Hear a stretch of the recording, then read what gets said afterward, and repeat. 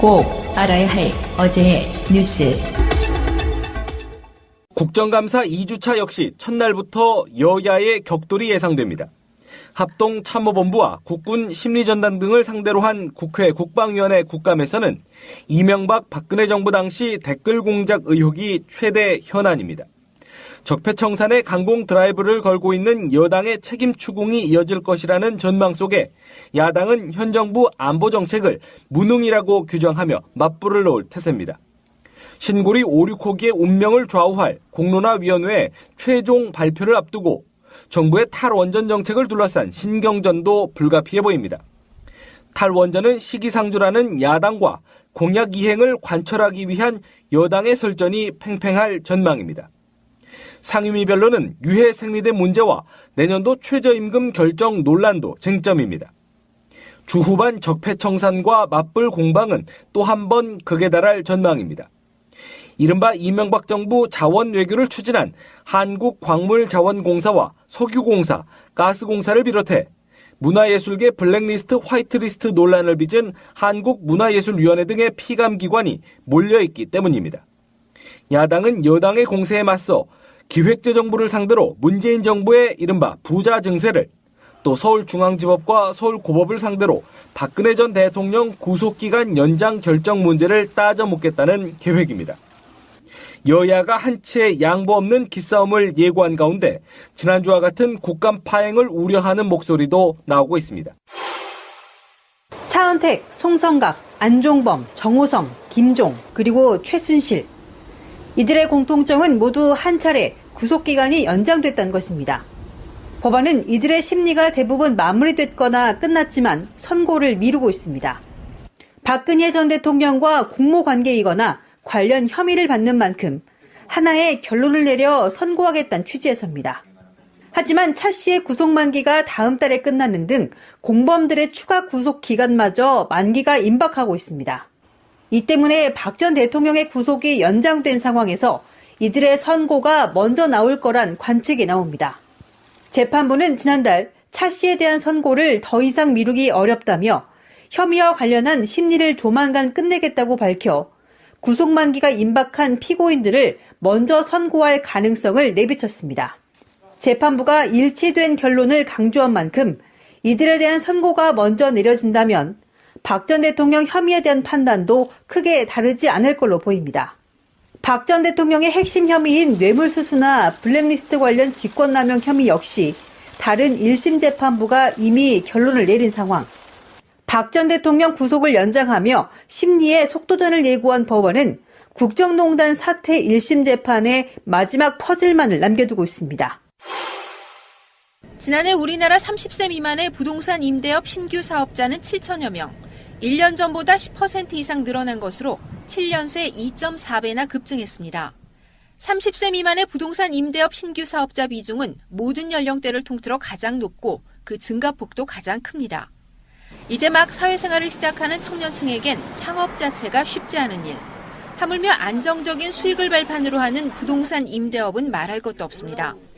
30세 미만의 부동산 임대업 창업은 결국 이른바 금수저들의 얘기라는 겁니다. 실제 30세 미만 청년들이 증여받은 재산은 2013년 1조 9,216억 원에서 지난해 2조 5천억 원을 넘어 매년 증가세입니다. 또 우리나라 미성년자 사장 236명 중 90% 이상이 부동산 임대업 대표로 등록한 것으로 나타났습니다. 생계형 사업으로 분류하는 소매업에서도 최근 청년층의 창업이 늘고 있지만 이 경우엔 폐업률도 25%를 넘어 전체 평균을 웃돕니다. 30세 미만 청년의 부동산 임대업 폐업률이 9%에 불과한 것과는 그 격차가 큽니다. 중장년층 자산가의 전유물로 여겨졌던 부동산 임대업에 청년들의 창업 비중이 커진 것은 대한민국의 씁쓸한 자화상이라는 지적입니다. 방송 중간에 좋아요를 눌러주시면 새날팀들에게 큰 힘이 됩니다. 미리 감사합니다. 트위터가 진짜 언론입니다. 민주당 개혁에 있어서 첫 삽은 문재인 대표가 뜬 거거든요. 혁신이 구성해가지고 했는데 그게 완성형은 아니죠. 권리 당원들의 기반이 튼튼하지 않은 상태에서 중간 단계의 개혁이라고 봐요. 근데 이번에 이제 정말 혁신한 게 나온 거예요. 정발이가 아니라 이건 물론 혁신이 개념으로 정발이를 만들긴 했지만 총선 때 현역 의원들의 경선을 의무화시키겠다는 겁니다. 대단한 방법. 이거는 정말 대단한 거예요. 혁명적인 방법이에요. 대부분의 그 뭐 전략 공천 이름으로 현역 의원들 대부분 다 그냥 그대로 공천한 경우가 되게 많거든요. 네. 근데 누구도 예외 없어. 그렇죠. 그러니까 기존의 국회의원들의 기득권 그리고 이 국회의원들이 지역위원장을 맡고 있고 지역을 잡고 있잖아요. 그 기득권을 인정하지 않겠다는 거거든요. 그리고 새로운 인물들이 들어와서 자유롭게 경선해서 정말 뛰어난 인재가 국회의원이 되라라는 이런 의미고요. 전 시간에도 얘기했지만 과연 이러한 시스템이 굳어지면 국민의당에서 들어와서 이길 수 있을까? 경선에서? 그 밑바닥에는 뭐가 있냐면 100만 당원이 모집이 돼야 되는 거고요. 100만 당원이면 한 지역구에 2,000명 정도 된답니다. 그 2,000명들이 다 참여하지는 않겠지만 1,000명만 참여해도 국회의원, 지자체 관련한 모든 출마자들을 자기들이 억석을 가려낼 수가 있어요. 물론 여기에 이제 또 논란이 있습니다. 네, 저도 논란을 지금 지적하려고 그러니까 했어요. 권리당원들의 기존에 갖고 있던 기득권이 강한 사람들이 유리할 수밖에 없지만 그냥 중앙당에서 내리꽂는 것보다는 훨씬 더 혁신적인 거라고 보고 그 사람들이 무슨 뭐 그 지역의 현역 의원이라고 할지라도 그건 받아들여야죠. 그리고 그거에 도전하는 사람들은 4년 동안 열심히 자기가 그 사람들이랑 친분 관계를 유지해서라도 민심을 얻어야죠. 현역 의원도 경선 의무화하자는 거는 굉장히 의미 있는 게요. 잘한 현역 위원장 또는 현역 국회의원은 당연히 뽑히겠죠. 근데 그쪽 지역의 당원들의 민심을 못 얻은 사람은 도태될 수도 있는 거예요. 그 시스템이 있기 때문에 제가 봤을 때는 그냥 줄서기 하고 막 시의원, 구의원들 다 줄서기 한다고만 되는 문제는 아니라고 생각해요. 100만을 만든다고 하더라도 저는 그러니까 뭐가 문제냐면 지역위원장이 모집한다는 거예요. 스스로 들어가는 사람보다도 지역에 영향력이 있는 사람들이 영향을 미치기 때문에 지금 민주당 정발이가 지금 내놓는 안이 하나 더 있어요. 국민완전경선제, 완전국민경선제라고 하죠. 그걸로 가려고 하니까 지금 네, 교도부 이겁니다. 그런데 저희가 시민의 눈이 이제 얘기를 안 할 수가 없는데 21일부터 대규모 5개 당에 우리는 이름을 바꿨어요. 완전 시민경선제로 경선인단을 우리가 모집해 줄 거예요. 그러면 이제 여기에 한 1,000만 명 정도를 모집하려고 해요. 실제로. 각 당별로 다 다릅니다. 중복 선택 안 되고. 그러니까 이것과 같이 겸비되면 아까 권 PD가 얘기한 대로 적어도 현대사에서 그러니까 민주주의를 채택하는 체계를 채택하는 나라 중 가장 선진적인 당 문화를 받아들이는 거예요.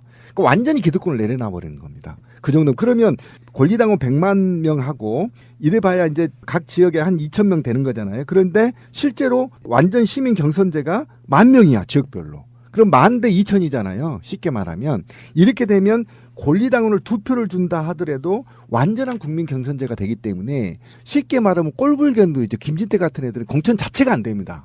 만약 이게 정착되면. 문제는 이 지역 이 당이 아니라는 게 문제지. 아니 이 당 아니더라도 국민들이 자기 당이 아닌데 당원이 아니에요. 완전 국민 경선제에 참여한 사람들은. 그러니까 당원이 아닌 일반 시민이에요. 모집단이거든요. 이 모집단이 일정의 권한을 갖고 당에 개입하면 이거는 100% 정말 여야를 막론하고 국민을 위한 정치인들이 선출될 가능성이 있어서 이거를 그렇게 더불어민주당이 예전부터 하려고 했거든요. 이제 완성이 된다면 제가 볼 때는 영구 집권 가능해요. 굉장히 선진화되어 있는 정책입니다. 제도로서의 민주주의가 흔들리고 구타는 일은 이제 없습니다. 민주주의가 밥이고 밥이 민주주의가 되어야 합니다. 그 안들이 사실 문성근의 영향을 받아요. 그렇죠. 정당 발전을 위한 모델을 제시하고 있는 거죠. 그런 인물이에요. 나는 정치적 욕심은 없지만 정당은 발전시켜보고 싶다. 권리당원들이 중심이 되고 당원이 많아서 그 당원들이 실제로 그 당을 끌어가는 당을 만들고 싶다예요. 간단히 말하면. 근데 그게 방법론적으로 온라인 입당이 가능하게 만든 것도 문성근 계보인 그렇죠. 최민희 의원 같은 분들이 결합을 하는 것이거든요. 그렇다 보니까 결론적으로는 100만 당원이라는 게 사실은 실제로 당원 뭐 전당대회라면 100만이 모이는 건 아니지만 100만이라고 하는 숫자가 갖는 상징성 때문에 이것이 이제 우리나라 정치권의 모델로 자리를 잡을 가능성이 높은데 그럼요. 이 상황에서 지금 이것만 고치는 건 아니고요. 저번에 있었던 것 중에 내가 방송으로 이야기한 적이 있습니다. 저건 좀 고쳤으면 좋겠다고 생각했던 게 예를 들면요. 경기도당위원장, 서울시당위원장 이런 분들이 최고위원회 당연직으로 들어갔거든요. 그렇게 되니까 의미가 좀 없어지는 게 어떤 분들은 시당위원장, 도당위원장 하는 사람들이 정책 비중 있는 사람들도 있지만 실제로 왜 예전에 그 정당들 보면은 대통령 후보급의 당대표 하나 있고 그렇지. 최고위원들 보면 자기 계파에서는 수장 정도 되는 유명한 사람들이 쫙 포진하는 것과 맞아요. 추미애 당대표를 제외하고 그렇게 정치적으로 영향력이 있는 분들이 없는 상태의 최고위원회는 리더십에 있어가지고 좀 힘이 떨어지더라. 그래서 그걸 없애기로 했다는 것이고요. 그러면 이제 누구든 경선을 치르라는 거잖아요. 당연직이 없어지는 거죠. 그러니까 지금 시도당 위원장들은 선거로 올라오는 사람들이에요. 그렇죠. 자기 지역에서 내가 도당 위원장이 되는 순간, 시당 위원장이 되는 순간 최고위원으로 당연직으로 가는 건데 그렇죠. 그냥 지명해서 되는 최고위원은 아닌데 그렇죠. 다 그러니까 선거에서 들어온 사람들이고 한두 자리 정도만 당대표가 자기 측근을 최고위원으로 임명하는 정도 시스템이거든요. 이번에 안철수도 1, 2부 리그로 나눠져 있잖아요. 하나는 당대표 선거 리그가 있고 하나는 최고위원 선거 리그가 있어서 서로 간에 뽑는 단위가 좀 다른 이런 부분이 있잖아요. 지금까지는 아니니까 이게 결정된 건 아닌데 지역 몫의 최고위원은 없애겠다 이런 것이 지금 일단 안으로 나온 거고요. 좋은 안이에요. 예. 그다음에 대통령 선거에 출마하기 위해서는 당대표나 최고위원은 대선 1년 6개월 전에 사퇴한다. 예전에는 이거 굉장히 좋습니다. 예전에는 1년 전이었거든요. 예. 1년 전도 너무 촉박하다는 거야. 영향력이. 그러니까 내가 당대표를 그만두고 당대표라고 하는 게 그 당의 주류잖아요. 근데 그 당의 주류인 사람이 물러나면서 누구 손을 들어주느냐가 그 사람이 주류냐 아니냐 이런 부분들이 있어서 영향력이 좀 세지다 보면 또 공정성 시비가 항상 나온단 말이에요. 이를테면 전혀 관계없지만 이건 문재인이 공천한 거잖아. 뭐 이런 식으로 이렇게 시비가 나올 수 있어가지고 1년 반 전에 하겠다. 이건 또 확정된 건 아니고 지금 이제 추후로 하겠다는 건데 발표를 하는 이유가요. 이 이야기의 핵심은 뭐 최고위원을 지역별 도당위원장, 시도당위원장 이런 사람들을 최고위원 안 하는 건 그것은 별 중요한 게 아니고 그렇지. 일단 현역 의원들 모두가 경선으로 총선 때 공천하겠다는 안을 일단 내놨어요. 그렇지. 그러면 이제 지금 현재 현역 의원인 지구당 위원장인 사람들 입장에서는 굉장히 좌불안석일 거라고 보는 게 만약에 내가 지역구 활동은 별로 못했어요. 인지도도 별로 없어. 그런 사람들 많잖아. 내 지역에 우리 당 현역이긴 한데 잘 모르겠어. 활동하는 것도 모르고 언론에 잘 안 나와. 근데 어느 날 갑자기 유명한 어떤 인사 있잖아요. 사회적으로 유명한 사람. 예를 들면 조국 민정수석 같은 사람들이 그 지역에 딱 출마하면 질 가능성도 있어요. 그럼요. 굉장히 불안해지는 거죠. 그러니까 이거를 지금 현재 기득권이라고 할 수 있는 현역 의원들이 받아줄 것인가 하는 부분도 있고 굉장히 많은 내용에 쌓일 것이다. 근데 최재성 위원장 스타일로 보면 아니 이분은 정말로 승부사라고 보거든요. 예, 저도 그렇게 노무현 대통령 이후에 승부사야. 예. 아싸라고 그래서 왜 그 동영상 유명한 동영상이 있습니다. 유튜브에 한번 찾아보시면 되는데 최재성 위원장 나이가 김민석 원장보다 아래예요. 근데 그래요? 네, 국회의장급인 정세균이라든지 그런 분들이 좀 막 5선, 6선 되는 분들 모여 있는 중진위에 가고 폭탄 투척하고 오더라고. 저는 이게 이제 왜 안 받을 수밖에 없냐면 제가 받을 수밖에 아니에요. 받을 수밖에 없냐면 지금 더불어민주당이 매스컴을 안 탔다 하더라도요. 구성 의원들이 굉장히 잘하고 있어요. 솔직히 그렇습니다. 지금 걸러졌어요. 일부.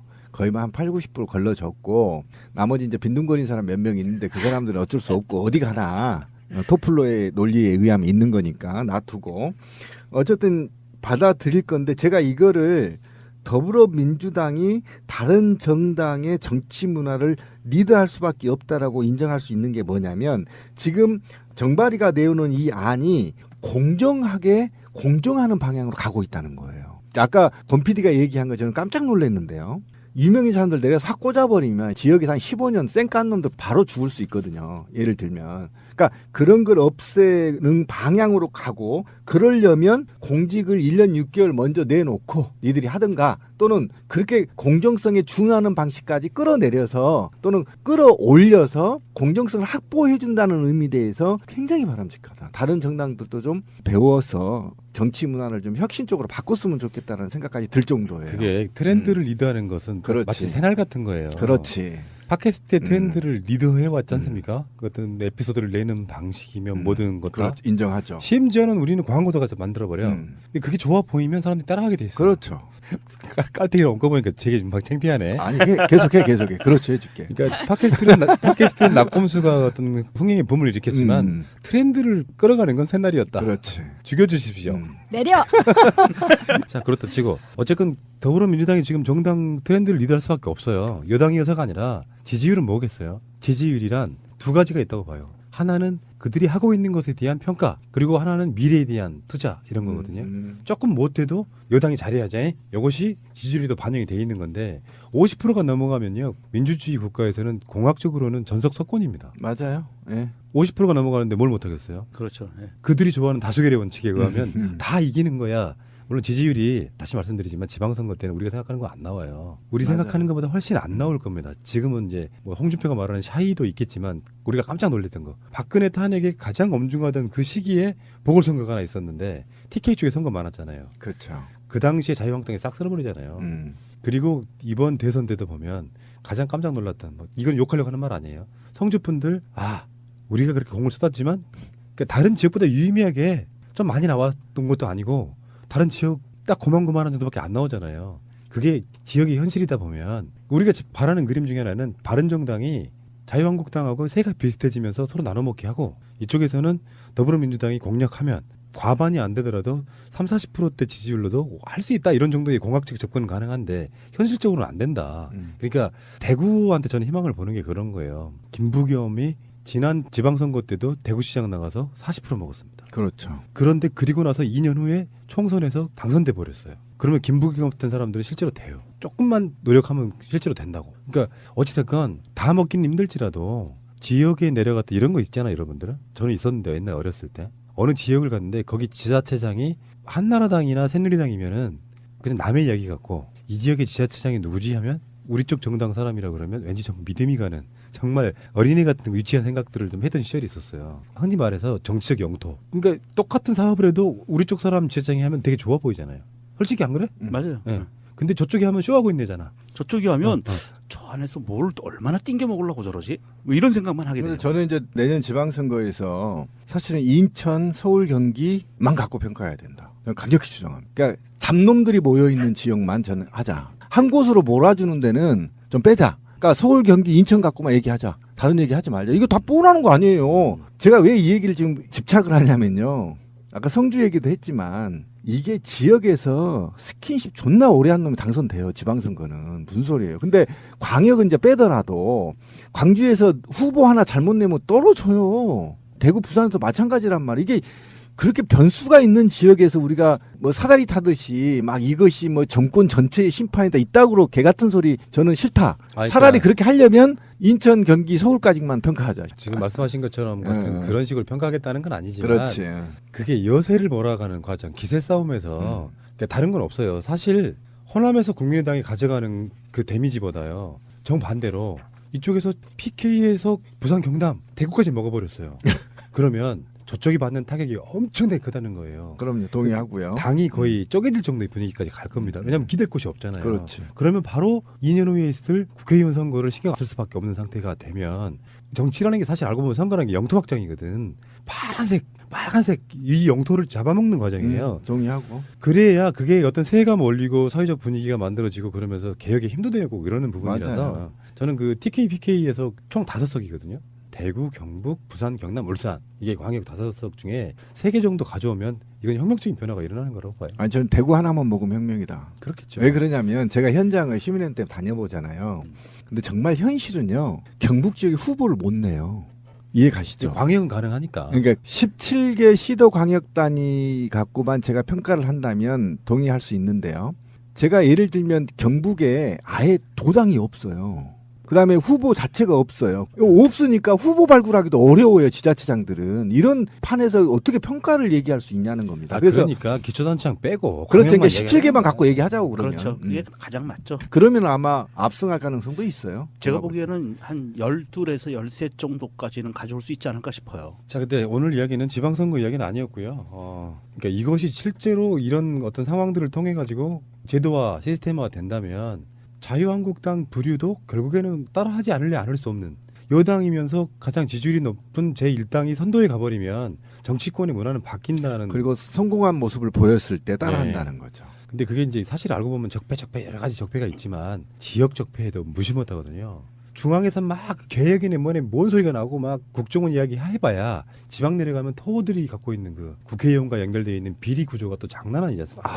토착 비리. 그러니까 우리가 단순하게 지방선거라는 게 선거를 이기는 그 문제가 아니고 지역에 대한 적폐 청산, 개혁 이런 것들이 맞물려 있기 때문에 내년 지방선거는 굉장히 중요하게 바라볼 수밖에 없고 이것들이 문재인 정권의 사실상의 리더십이랄까요? 권능이랄까요? 그러니까 지방선거에 압승을 해버리면 문재인 대통령이 내년에 2년 차잖아. 압승을 해버리면 레임덕이 오지 않는 상태에서 3, 4년을 더 버티는 거고 국회의원 선거 때까지는 가요.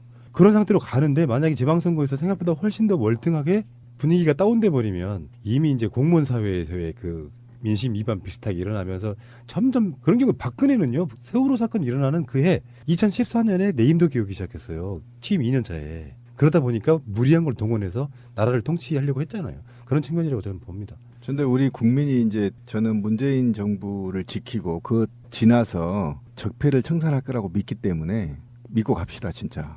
그리고 지금부터 챙기세요. 우리 애청자분들 우리 그때 작년에도 운동했잖아요. 그쪽에 있는 부모님들 단속하세요. 체크하면서 리스트 만들어서 우리도 블랙리스트. 네, 개인 블랙리스트. 그래서 어머님한테 하루에 한 통화씩 전화하시고 텔레그램 카톡 점검해 주십시오. 저희 어머니는 확실히 전향하셨어요. 이제. 오, 박수 한번 쳐드려야 되는 거 박수 한번. 네. 그래서 나온 속담이 있습니다. 자식이 이기는 부모 없다. 그렇지. 실천합시다. 제일 좋은 건 땡깡 부리기예요. 땡깡 부리기. 최고입니다. 농약병 놔두고 이거 이번에 이 사람 안 찍어주면 난 이제 못 살 것 같아. 내 새끼들도 같이 못 살아. 그리고 땡깡 부리기. 그렇지. 맞습니다. 예. 자식 이기는 부모 없다. 그러면 명심하시기 바랍니다. 새가 날아든다는 여러분들의 하트를 먹고 삽니다. 잊지 않으셨죠? 에피소드 제목을 누르고 플레이가 되면 오른쪽 위에 하트를 꾹 눌러주세요. 오늘도 감사합니다.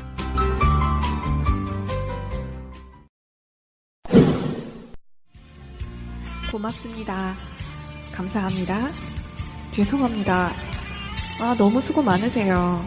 잘 지내시죠?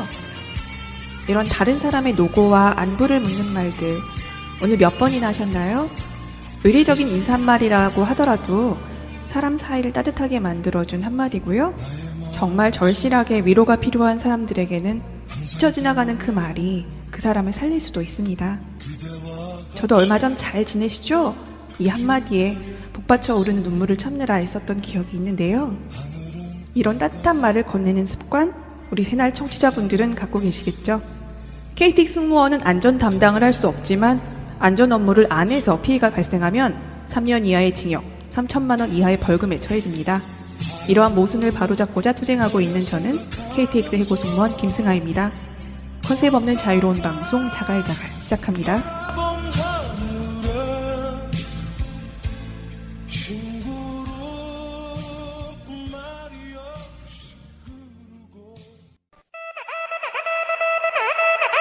곽승훈 노무사의 노동 이야기. 네, 자갈자갈 곽승훈의 노동 이야기 시작하겠습니다. 안녕하세요, 노무사님. 네, 안녕하세요. 2주 만에 뵙습니다. 네, 추석 연휴 동안 쌓여있던 그런 노동계 새로운 이슈, 오늘 소개해 주실 이슈 어떤 건가요? 예, 추석 연휴 직전이죠. 9월 29일 환경노동위원회, 즉 국회 환노위에서 그 일부 근로기준법과 몇 가지 노동관계법의 개정안을 통과시켰습니다. 그동안에 이제 그 환노위는 그 정무위와 함께 법안 처리율이 국회의원회 중에 꼴찌라는 그런 지적을 좀 받아왔는데요. 다행히도 우리 노동자들에게 직접적인 혜택이 갈 수 있는 몇 가지가 좀 일단 환노위를 통과해서 이제 본회의에 상정만 되면 바로 우리 많은 노동자들께서 힘들었던 부분들이 불만스러웠던 부분들이 좀 해소가 될 것 같아서 오늘은 통과된 주요 3가지 법안 이 내용을 한번 좀 살펴보고자 합니다. 네, 환노위는 저희 실생활과 정말 가장 밀접해 있는 그런 위원회가 아닐까 싶은데 그동안 법안 처리율이 꼴찌였다는 사실이 좀 놀랍기도 하네요. 그래도 다행히 뭔가 아직 이제 움직임이 시작됐다는 얘기를 들으니까 반갑기도 하고요. 네, 하나부터 이제 살펴보기 시작하겠습니다. 그러면 먼저 첫 번째가 내년부터 출퇴근 사고가 산재로 인정된다고요? 네, 그렇습니다. 이제까지는 아니었어요? 예, 이제까지는 정반대로 오히려 출퇴근 중에 사고로 인한 재해가 발생하면 원칙적으로 업무상 재해가 아니다.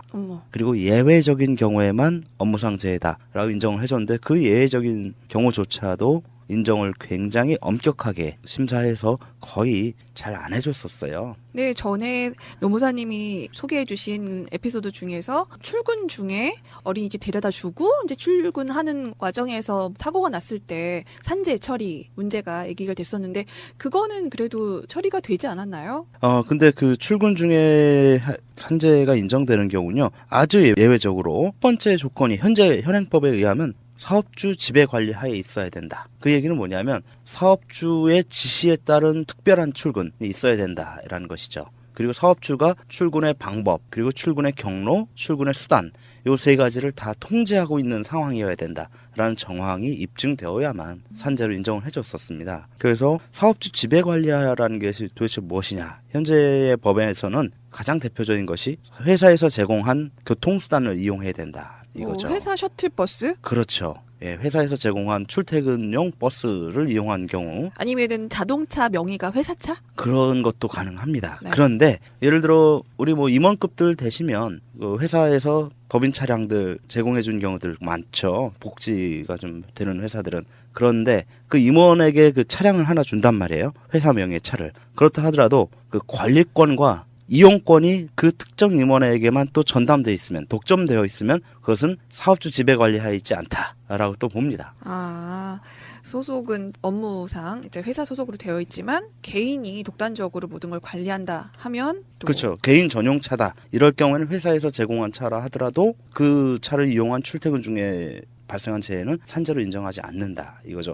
그것이 그 차가 공용일 때, 즉 나도 쓰고 업무와 관련해서는 이 사람도 쓰고 저 사람도 쓸 수 있는 차. 그게 공용이라는 걸 어떻게 증명하죠? 그러니까 이제 그런 것들은 이제 사업주의 진술 이런 것에 의존하는 수밖에 없죠. 사업주의 진술. 그렇죠. 그렇기 때문에 근로자 입장에서는, 근로기준법상의 근로자 입장에서는 그것을 입증하기가 사실 쉽지가 않고, 그런 경우에는 사업자 측에서 협조를 하지 않는 경우에는 거의 어렵다. 라고 볼 수도 있겠죠. 결과적으로는. 네. 그러면은 이번에 개정된 법안은 어떻게 되어 있나요? 예, 이번 개정 법안은 출퇴근 수단에 관계없이 통상적인 출퇴근 중의 사고는 모두 원칙적으로 산재로 인정해준다라는 것이요. 즉 대원칙이 완전히 뒤바뀐 겁니다. 현행법은 대원칙은 출퇴근 사고는 산재가 아니다. 다만 예외적인 경우에만 산재다. 이렇게 인정해줬다면 이것이 앞뒤가 이제 바뀌어서 대원칙은 일반적인 통상적인 출퇴근 했을 때는 그건 산재다. 그런데 일반적이지 않은 특별한 개인적으로 뭐 별도의 그 다른 코스를 거치거나 평소의 코스와 다르게 어디 들렸다가 출근하거나 아니면 어디 들렸다가 퇴근하거나 이런 경우에는 이제 아니다. 이렇게 좀 예외가 바뀐 거죠. 어떤 수단을 이용하든 상관없이 통상적인 출퇴근 경로, 그 가는 길, 회사 가는 길에 사고가 난 경우는 다 기본적으로는 그렇죠. 보상이 집에서 바로 된다. 회사에서 바로 집으로 갈 때는 교통수단이 대중교통이든 본인 명의의 자가용이든 혹은 자전거든 전동 아니면 킥보드든 뭐 그렇죠. 예. 그리고 도보든 이런 모든 다양한 수단들을 다 이용하더라도 그것이 회사를 가는 평소의 그 순행길, 순로라고 합니다. 이것을 평소의 이 길을 그대로 갔다 하면은 이것은 산재다. 이렇게 인정해 주겠다라는 것으로 굉장히 큰 우리 직장인들에게는 굉장히 많은 아쉬움이 쌓였던 부분인데요. 사실 얼마 전에도 이런 그 상담을 받은 적이 있었어요. 그분도 마찬가지로 자전거로 출퇴근하던 중이었고 회사에서도 그걸 다 알고 있었지만 현행법상에서는 당연히 산재가 아니기 때문에 좀 안타까웠죠. 네, 이 부분은 이제까지 굉장히 분쟁이 많았을 것 같아요. 논란도 많았고. 그런데 기본 바탕이 바뀌는 법안이라서 정말 반가운데요. 이제까지 이제가 아니었다는 게 사실은 좀 놀랐던 부분이긴 하지만 이제라도 바로 잡힌다니까 정말 반갑습니다. 2018년 1월 1일부터 그렇죠. 시행이 된다고 하니까요. 참고하시고요. 예, 특히 이 부분이 우리 노동자분 중에 크게 도움이 되실 분들은 아무래도 지방에서 출퇴근하시는 분들 있죠. 그런 분들 경우는 이제 회사가 혹은 자기 자택이 도저히 대중교통으로 오갈 수 없는 그런 분들이 제법 있습니다. 특히나 뭐 출근 시간이 새벽 뭐 5시, 6시 이때 출근해야 되는 분들은 설령 대중교통이 다닌다 하더라도 그 시간에 대중교통을 이용할 수 없거든요. 그러면 천상 자기 자가용이라든가 뭐 자전거라든가 이런 걸 이용하셔야 되는데 그런 분들은 여태까지 다 만약에 중간에 사고가 나더라도 불가피한 상황이었는데도 불구하고 출퇴근중 제외라는 이유만으로도 산재가 안 되었었는데 이제는 내년 1월 1일부터는 다 보장이 되고요. 또 하나 두 번째 점은 이렇게 출퇴근 시에 사고가 났을 때 특히 그것이 이제 자동차와 관련된 사고였을 때는 과거에는 산재면 산재 아니면 자동차 보험이면 자동차 보험 둘 중에 하나만 보상을 해줬는데 이젠 둘 다 해준다 이거예요. 오, 다행이네요. 좋네요. 예. 그러니까 산재도 받고 자동차 보험에서 내가 만약에 피해자 입장이다라면 자동차 보험에서 상대편 보험으로부터 보상도 받고 그래서 흔히 원칙적으로는 보험은 특히 산재 보험은 중복 보상을 금지하고 있지만 그 부분을 이제 완화한다라는 점에서 굉장히 획기적인 개정안이 아닌가라고 좀 생각되고 이 부분은 모든 노동자들에게 공히 모든 직장인들에게는 공이 적용되는 것이기 때문에 상당한 노동자 복지에 있어서 좀 좋은 점으로 네. 보여집니다. 이 부분은 정말 꽤 큰 부분인데요. 출근, 퇴근 이때 사고가 나는 경우 산재보험 처리가 가능하다는 거 이제부터 기억해 주시고요.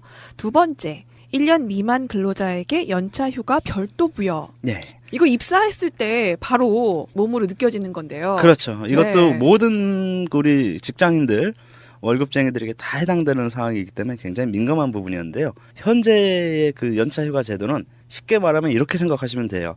과거에는 주 40시간 근로제가 도입되기 전에는 연차 휴가 별도로 있고 월차 휴가 별도로 있었잖아요. 그래서 한 달 개근하면은 월차 휴가 하나 생기고 또 1년을 개근하면은 15일, 그 당시에는 10일이었죠. 생겨서 네. 월차 연차 합치면 22개의 휴가를 쓸 수 있었는데 이것이 이제 주 40시간 노동제의 도입으로 인해서 월차 휴가가 연차 휴가에 그냥 흡수도 돼서 삭제돼 버렸어요. 즉 1년 미만인 사람은 기존의 연차가 발생하는 조건을 그대로 가되 1년이 맞춰지는 순간에는 기존의 원차 개념은 그냥 싹 없어지는 거였죠. 소멸돼 버리고 연차에 그냥 흡수돼서 예를 들어 1월 1일에 입사한 사람이 11월 말일까지 결근 한 번도 없이 다녔으면 연차가 11개가 생기죠. 1월에 입사한 사람이 11월까지 네. 가득 채워서 일을 하면 네. 그 다음 달에 다음 달 12월에 예, 1월 1일에 입사한 사람이 1월 말일까지 결근 없이 근무하면 2월 1일에 하루의 연차가 네. 생기는 거고 네. 2월 1일부터 2월 말까지 네. 결근 없으면 또 3월 1일에 하루가 하나 더 생기는 생겨서 2개가 생기는 거잖아요. 네. 결과적으로 11월 말일까지 1월 1일 입사한 사람이 11월 말까지 11달 동안 결근 없이 다니면은 11개 연차가 생겼는데 그렇죠. 그랬는데 12월 말이 되는 순간 1년이 되면은 그 11개가 15개로 그냥 4개가 점프되는데 그 연도 중에 여름 휴가를 가는다든가 네. 한번 개인적으로 또 무슨 일이 있어서 하루나 이틀씩 연차 쓰잖아요. 그러면 15일 중에서 그건 빼버린다는 거예요. 그러면은 약간 땡겨 쓸 수 있는 개념인 건가요? 그렇죠. 앞으로 생길 것을 땡긴다라는 후불적인 그런 그 취지였었습니다. 그러면은 이게 뭐 어떤 문제가 생기냐면요. 이 계약직 근로자들이 문제가 돼요. 계약직 노동자 같은 경우 1년 단위로 계약을 재계약하는데 만약에 1년을 되고 또 다른 1년이 또 시작됐을 때 이때 사업장이 한번 바꾸면 4년 동안에 30일의 연차 휴가밖에 발생하지 않게 돼요. 4년 동안 30일. 왜냐하면 계약직은 총 2년이잖아요. 네. 총 계약직 그 계약 기간이 2년이 한도로 돼 있기 때문에 만 2년을 다녔어도 연차 휴가는 15일밖에 안 되죠. 만 2년을 다녔어도 연차 휴가는 15일밖에 그렇죠. 안 된다. 그리고 또 다른 그 사업장으로 다시 출근을 하더라도 또 2년밖에 근무를 못 하니까 계약직 근로자들은. 네. 그러면 또 여기서도 2년 만으로 채워봐야 30일밖에 안 돼요. 아, 그러면 휴가 개수가 늘어나지 않는다 말씀하시는 그렇죠. 거구나. 예. 보통 일반 근속 근로자들은 뭐 1년이 지나면 물론 15일 처음에 받고 2년 일하면 뭐 16일, 17일, 18일 이렇게 점점 늘어나는데 이분들은 계약직 같은 경우는 계속 15일만 매년 받을 수밖에 없다라고 그렇죠. 말씀하시는 거군요. 그런데 이 현재 연차 휴가 제도가 이제 바뀌어서 1년 미만자가 한 달을 개근하면 그 한 달이 생기잖아요. 아까처럼 예를 들어 11월까지 일하면 11개가 생기죠. 그리고 12월까지 일하면 이제 15개가 생기는데 이 11개가 1년이 되는 순간에 15개 그냥 흡수되는 것이 아니라 11개는 그냥 남는 거예요. 15개는 별도로 또 생기고 그 15개는 원래 전년도에 80% 이상 개근한 거에 대한 보상으로 휴가를 주는 거잖아요. 그런데 다만 그 전년도에 11개가 생긴 거 그거는 포함해서 15개다. 그러니까 현재 법이죠. 근데 이제 개정법은 전년도에 11개 생긴 거는 별도로 15개를 더 주겠다. 그러면은 26개가 되는 거예요. 26개예요? 예, 만 2년을 근무하는 노동자는 26개의 휴가를 사용하게 되고 계속 그 11개가 더 플러스가 되는 거죠. 그러면 이 26개를 그 다음에 계속 쓸 수 있는 거예요? 그렇죠.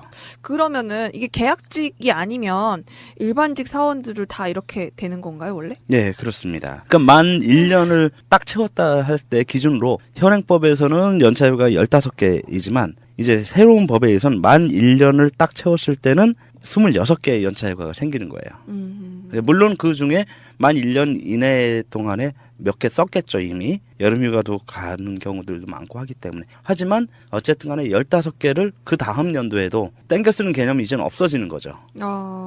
그렇기 때문에 그 다음에도 15개를 마음껏 쓸 수 있게 이렇게 해서 연차 휴가가 실질적으로 연에 적어도 15개 이상은 늘 쓸 수 있도록 그렇게 좀 제도가 바뀌는 거죠. 네. 그래도 이렇게 쉴 수 있도록 어느 정도 보장해 준다는 것 자체가 좋은 거라고 생각을 하는데요. 물론 워낙에 요즘에는 휴가 있어도 못 쓰는 경우가 많기 때문에 과연 이분들이 얼마나 휴가를 쓸 수 있을지는 잘 모르겠지만 그 상황마다 다를 거라고 생각은 하지만 기본적으로 법 취지가 이런 식으로 휴가 쓰는 것을 장려하는 방향으로 간다는 것 자체가 되게 좋은 것 같아요. 예, 그렇죠. 특히나 지금 뭐 어느 역대 정부에서도 보여주지 못했던 청와대에서 연차를 제대로 쓰고 있잖아요. 네. 이것은 공공부문, 특히 공공부문의 그 끝판왕이라는 블루하우스가 이렇게 연차휴가를 쓴다. 대통령부터 그리고 비서실장부터 이런 그 모범을 보여주니까 이것은 이제 자연스럽게 공직사회로 넘어갈 것이고 공직사회의 분위기는 또 자연스럽게 사기업으로 넘어갈 수 있는 이것이야말로 진정한 저는 낙수효과가 아닌가 네. 이런 생각이 좀 드는 거죠. 좋은 효과네요. 네. 네. 선순환. 네. 네, 세 번째는 고객으로부터의 성희롱 피해 보호 조치 의무화. 이거 진짜 반갑네요. 그렇죠. 뼈저리게 느끼는 부분이에요. 와, 이거 장난 아닙니다. 그렇죠. 현직에 있으셨을 때부터 좀 그런 경험들. 서비스업이기 때문에 그렇죠. 저는 처음에 진짜 KTX 승무원 일할 때 승객들이 다 잡아먹을 것 같아가지고 문을 열는 게 두려웠다니까요. 구체적으로 어땠었어요? 특별히 저한테 이런 성희롱이나 뭐 이런 것이 있었겠지만 경미한 수준이라서 이제 넘어가고 그랬지만 저보다 좀 심각하게 피해를 입은 승무원들이 굉장히 많았어요. 그렇죠. 네, 예. 뭐 차 내 폭력이라든지 뭐 이런 터치 같은 게 너무나 무심하게 그렇죠. 이렇게 그럴 때 회사에서 어떻게 했느냐? 그냥 네가 참어, 야, 넘어가, 그냥 똥말 봤다 생각해 이런 식으로 이렇게 회사에서 반응이 나오니까 사실 좀 회사에 대한 불신. 그리고 정말 이 공멸감, 네, 그렇죠. 이 부분에 대해서 지금도 사실은 마찬가지고요. 이 부분은 이 직장 내 성희롱이 발생했을 때 이 부분에 대한 그 조치가 정확하게 되지 않아서 지금도 그 관광개발 승무원들 내부적으로 성희롱, 성폭행 피해가 나왔었는데도 불구하고 오히려 피해자가 회사를 나가고 가해자는 뭐 잠시 다른 지역에 발령났다가 다시 돌아오는 이런 식으로 끝나버리는 경우가 많아서 이게 진짜 3번이 정말 뼈저리게 문제가 와닿네요. 그렇죠. 일단 그 남녀고용평등법 상에 성희롱 피해 보호 조치를 좀 의무화하는 규정이 이번에 생겼는데요. 현행법에는 이렇게 크게 세 가지가 있어요. 그 성희롱 발생 시에 일단 첫 번째로는 직장 내 성희롱이 발생을 해도 사업주에게 특정한 조치, 어떤 좀 구체적인 조치를 의무화시키지를 않고 있어요. 어떤 조치를 안 해도 아무런 처벌이나 뭐 이런 게 없었다는 거군요. 네, 그러니까 조치를 하여야 한다라고 선언만 해놨지 그 조치가 어떤 조치여야 된다라는 것을 전혀 그리고 언급을 안 해놨어요. 조치를 안 했을 때 뭐 처벌도 없고. 그렇죠. 네. 그리고 또 직장내 성희롱이 발생할 경우에 사업주는 피해 근로자가 원하는 장소로 배치 전환 등을 해줄 노력을 해라. 라는 노력, 요것만 규정을 해놓았어요. 노력 단어 참 좋은데요. 이게 노력을 측정할 이런 그렇죠. 기준이 없기 때문에. 그렇죠. 굉장히 이것도 좀 그 수박 겉핥기 형식적인 그런 규정일 뿐이죠. 법에서 이런 말 쓰면 참 애매해요. 빠져나가기 그렇죠. 쉽고요. 네, 사실 법에서 노력을 하여야 한다라는 그 법문안을 만들어 놓은 건 사실 안 하겠다는 장난해? 얘기지요. 그렇죠. 이런 하지 느낌이에요. 말라는 이거 면피하기 위한. 그렇죠. 이 노력을 하도록 규정하고 있는 조항은요. 따라서 처벌 규정이 없어요. 왜? 노력을 했는지의 평가 여부를 그건 도저히 알 수가 난 없거든요. 노력했다는데 어쩔 거야. 그러니까. 네. 그렇기 때문에 사실상 유명무실한 조치였고요. 세 번째로는 고객이 노동자를 성희롱을 했을 때 이랬을 때는 고객을 상대로 민사상의 책임만 물을 수 있었지 그건 이제 민법에 의한 거죠. 남녀고용평등법상에서 직장 내 성희롱과 특별히 동일하게 배려를 해준 그런 조치들이 없었어요. 현재 현행법에는. 근데 이제 이번에 개정되는 법안에서는 일단 첫 번째로 사업주에게 피해자에 대한 보호 조치 그리고 가해자에 대한 징계 조치를 의무화시켰습니다. 즉 중요한 것은 우선 제일 먼저는 징계도 징계지만 우선 피해자 보호가 우선 아니겠어요? 그리고 그와 동시에 가해자에 대한 징계. 사실 이 두 가지가 명시화된 것이 그것이 굉장히 상식적인 것인데 그 상식적인 것을 이제서야 이제 의무화했다는 것이고요. 그리고 두 번째 신설 규정을 통해서 피해자의 보호 조치를 해야 되는 의무를 또 명시를 하고 있습니다. 그래서 피해자 보호 조치라는 것이 뭐냐면은 뭐 예를 들면은 동일 부서에서 다른 부서로 가해자를 배치 전환한다든가 이런 조치를 의무적으로 해야 된다라는 내용을 이번에는 좀 담고 있는 것이죠. 사실 직장 내 성희롱은 발생 자체도 돼서는 안 되지만 만약에 발생했을 경우에는 일단 첫 번째가 피해자가 그 심리적인 타격이 클 거예요. 그럼요. 그리고 다시는 그 피해자와 같이 그렇죠. 가해자와 같이 일할 수가 없습니다. 그렇죠. 얼굴만 봐도 트라우마가 장난 아닐 텐데. 네. 근데 현재까지는 가해자랑 피해자랑 계속 같은 부서에 놓더라도 법 위반이 아니었다라는 거예요. 그러니까 결국은 이것은 직장 내 성희롱을 방조한다라는 비판을 면치 못할 것이었는데 이제부터라도 가해자를 격리하는, 즉 사업장 내에서 격리하는 그런 조치 같은 것으로 피해자 보호 조치를 좀 해야 되겠고요. 그리고 이제 특별히 이번에 이제 집어넣은 것이 고객에 의한 성희롱, 이 경우에도 똑같이 직장 내 성희롱 피해자와 동일하게 보호한다는 건데 이거는 뭐냐면 즉 마찬가지로 동일한 부서에서 다른 부서로 예를 들면 우리 그 감정 노동자들 있잖아요. CS 센터에서 이제 콜센터에서 전화 받는 그런 노동자들의 경우 굉장히 많은 언어적인 성희롱, 고객에 의한 그런 것에 많이 피해를 받고 있고 그것 때문에 정말 트라우마가 보통이 아니라고 하더라고요. 네. 이렇게 불특정 다수 익명의 사람들을 만나는 것이 심리적으로 타격이 굉장히 커요. 그렇죠. 그것을 매일매일 마주하시는 분들이시잖아요. 그렇죠. 더군다나 이게 사람의 심리가 참 나쁜 심리 중에 하나가 이런 게 있지 않습니까? 얼굴이 안 보이기 때문에 더 막대할 수 있다. 네. 실제로 얼굴 대하면은 얼굴 보고 얘기하면 그 정도까지 안 갈 수 있어도 얼굴이 안 보이다 보니까 자기 중심적으로 그리고 공감력이 없는 사람들이 막 그럴 때 이제 자기가 이제 갑이라고 생각하고 노동자에게 별의별 막 폭언을 쏟는 행위들을 많이 볼 수 있었는데 이런 경우에 그 노동자는 그게 그 사람에게는 그게 한 번이겠지만 노동자 입장에서는 그것이 수없는 그 반복이기 때문에 이거는 분명히 정말 정신적인 트라우마가 어마어마할 것이라고 좀 보여집니다. 그래서 이런 경우에는 그 해당 노동자에 대해서 부서 배치 전환을 요구할 수 있는 그런 권리를 좀 꼭 부여해 줬으면 하는 바람이 좀 있습니다. 네. 부서 배치 이런 것도 잘 이루어졌으면 좋겠는데 과연 얼만큼 이 부분이 될 수 있을지는 사실은 잘 모르겠어요. 보통 그 콜센터 같은 경우는 콜센터 일을 하는 것만 따로 회사가 분리돼서 그 일만 하는 회사가 있잖아요. 거의 대부분 그렇죠. 그럼 딴 데 갈 데가 없는데 어떡하죠? 그게 또 문제입니다. 사실 그 뭐 대기업 콜센터들도 그렇고 중소기업들도 그렇고요. 콘센터에 다 외주잖아요. 그러니까 결국 이것도 외주공화국의 한 면인데 하기 싫고 제일 피해가 많고 그런 일들만 딱 떼가지고 싸게 부려먹는 게 보통 요즘 맞습니다. 그래서 외주회사잖아요. 콜센터 전부 다 파견 근로자 쓰고 이러다 보니까 그 콜센터 직원들은 정말 뭐랄까요?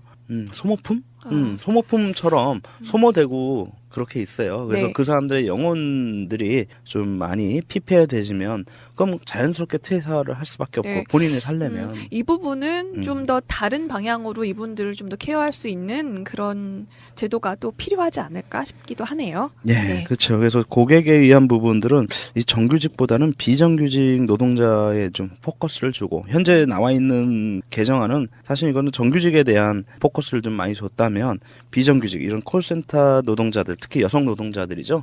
이분들에 대해서는 어떻게 해야 될 것인가 어떻게 보호할 수 있을지 과연 그 부서 배치 전환이 현실적으로 어렵잖아요. 부서 배치할 데도 없고 사실 그분들에게는 이게 유명무실한 법안이라고 개인적으로 걱정이 되더라고요. 네, 맞습니다. 이 파견 업체들이 사실 인권 사각지대라고 하잖아요. 이 부분은 좀 다른 방향으로 좀 더 같이 이분들을 보호하는 아니면 정말 파견 업체 자체가 사실은 없던 제도였습니다. 이것을 차츰차츰 없애가는 방향으로 또 제도 개선이 되어야겠다고 생각이 듭니다. 네, 내용을 보니까 그동안 이게 법이 이랬었단 말인가 이렇게 생각이 드는 부분이 많은데요. 그래도 이제라도 수정이 되어가고 있다니 정말 반가운 소식입니다. 네, 노무사님 오늘 말씀 고맙습니다. 네, 감사합니다. 정치 이야기에는 수준이 없다. 삼촌, 정치가 뭐예요? 네, 자갈자갈 정치 이야기에는 수준이 없다. 푸나삼촌 정치가 뭐예요? 네, 보현님 푸른나무님 안녕하세요. 안녕하세요. 안녕하십니까. 네. 수준이 없다고 그래서 시작한 게 또 꽤 지났잖아요. 수준이 높아졌으면 좋겠다. 아니, 근데 그거 뭐 수준이라는 게 제가 원래 그 시작의 의도가 뭐였냐면 어떤 사람들은 니들 정치 몰라 하고 정치 모른다고 하는 사람들이 깔보잖아요. 근데 사실은 저는 정치에 있어가지고 디테일이 중요한 건 아니고 민주주의란 무엇이고 그 원칙에 충실하는 게 가장 중요하다고 생각해요. 그게 수준이 높다 낮다로 평가할 수 없다는 것, 그게 바로 코너 제목을 그렇게 지은 이유예요. 네. 그래도 이제 조금씩 하면 쌓이는 게 조금은 있었던 것 같아요. 그래도 네, 오랜만에 다시 뵀는데요. 명절 때 잘 지내셨나요? 네, 잘 보냈습니다. 네, 차례 지내시나요? 그분은 집에서? 네. 저는 우리 집안이 뭐 장손네 집안이라 안 지내는 해는 거의 없었는데 올해를 특별히 어머니의 야 이번에는 차례 지내지 말고 여행 가보자. 오. 내 새끼들 다 모여 해갖고 멋지다. 제주도 갔다 왔죠. 아, 네. 저희 집은 제사를 지내는데요. 이번 명절이 최고의 화두가 명절 차례 음식이었습니다. 저희 집에서는 이제 이번 차례상 보통 얼마 들겠다 이런 발표가 있잖아요. 거기에 나오는 것들 거의 다 해요. 근데 엄마는 이제 제안을 해봤죠.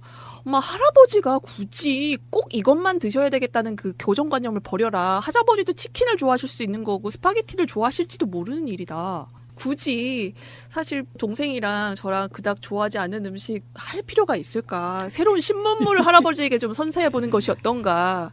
이렇게 막 제안을 해봤었어요. 피자, 치킨, 뭐 그러니까. 회 이런 것만. 그렇죠. 다음번에 회를 올리고 삼겹살도 올리고 후라이드 치킨 이런 거 좀 올리고. 사실 우리 어머니가 그런 거에 대해서 아주 그렇게 거부감이 있진 않으시거든요. 옛날에 수박도 윗동 팍 잘라가지고 올리고 바나나도 한 다발 이렇게 해서 올리신 적도 있었거든요. 무엇이 중요한디? 마음이 그렇죠. 중요하지. 그렇죠.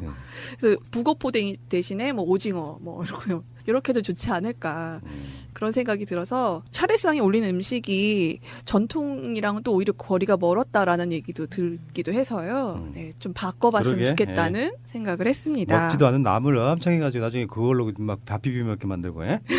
그렇죠. 아침 방송 보니까 그거를 피자로 뭐 해먹는 방법 이런 거 소개되고 이러더라고요. 그렇죠. 예. 전 모아가지고 며칠 또 탕 끓여 먹어요. 그렇죠. 전찌개 아니면 이번에 그래도 백 선생 보니까 도라지 튀김 해가지고 저도 한번 해봤는데 괜찮더라고요.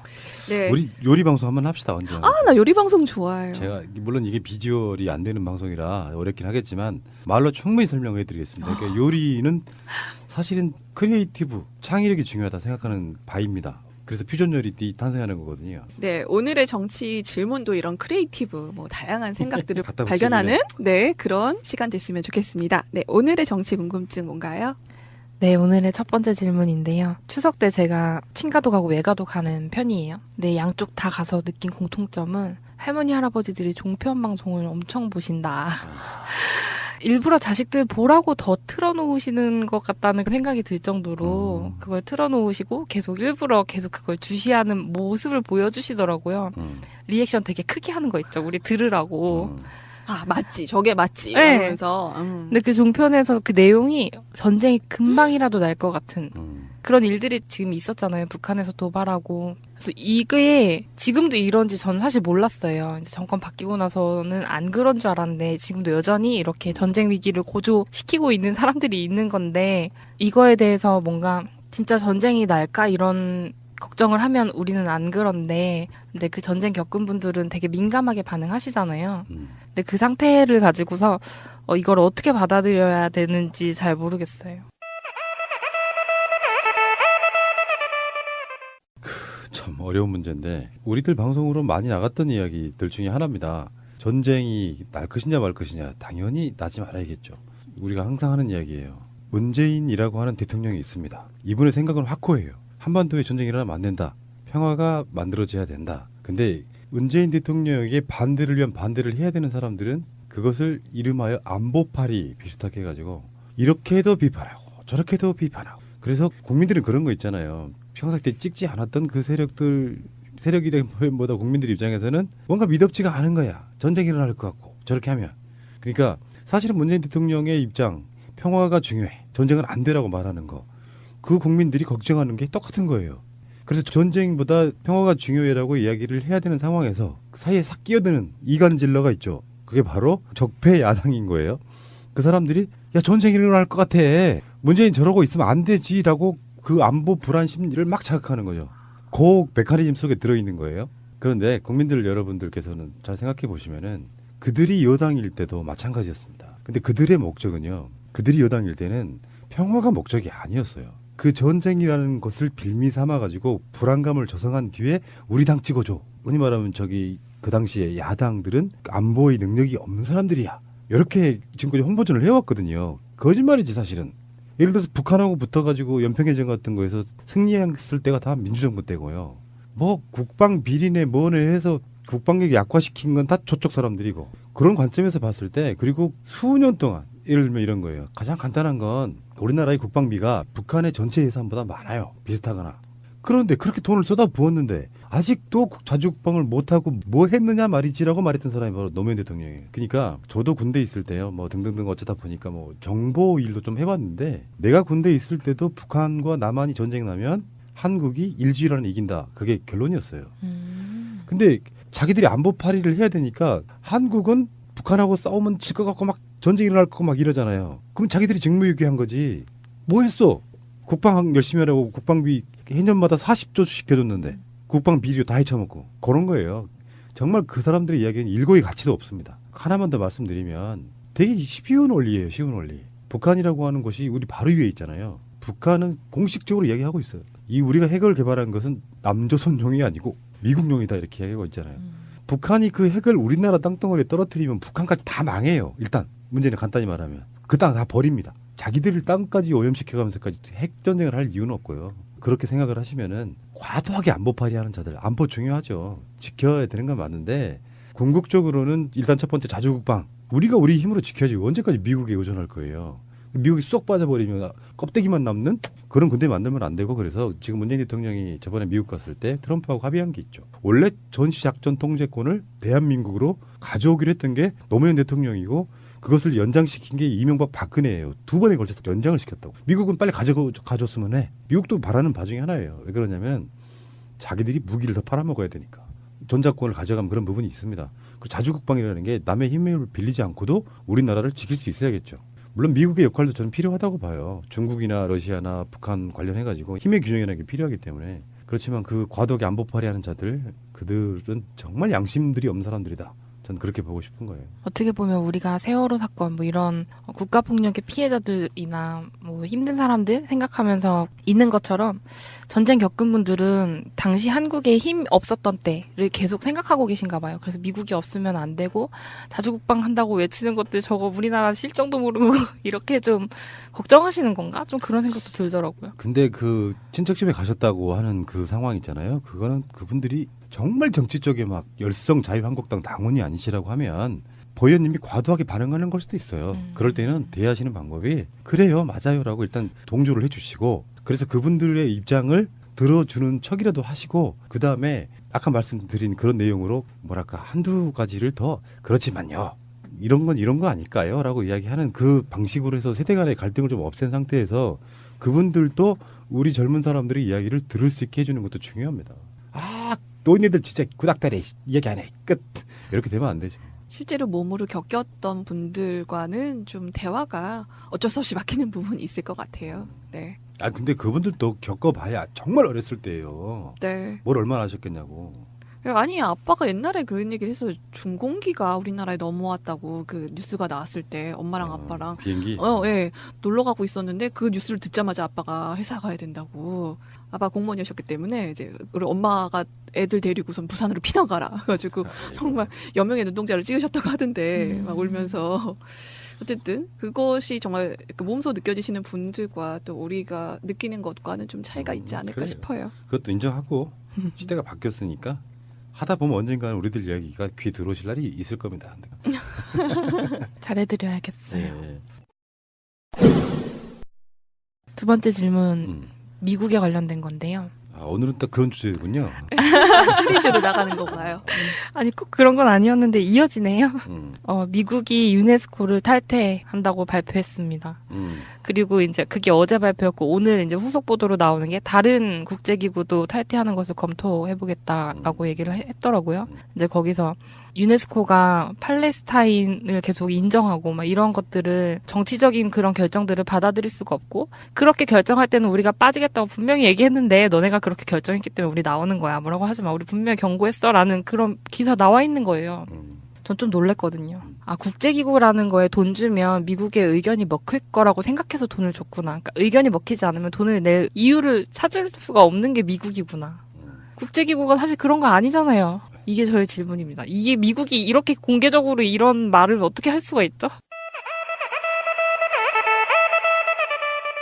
일반적으로 인권이라든지 약자를 보호한다라든지 여러 가지로 우리가 왜 대기업들이 돈을 많이 벌면 사회에 기부하잖아요. 똑같은 거예요. 근데 미국 사람들 그렇게 얘기하면 안 돼요.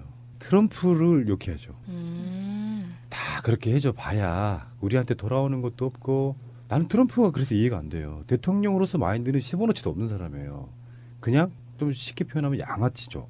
그거를 좋은 말로 표현했을 때 장사꾼 이렇게 표현하지만 미국이란 나라가 세계적으로 갖는 위치 원톱이거든요.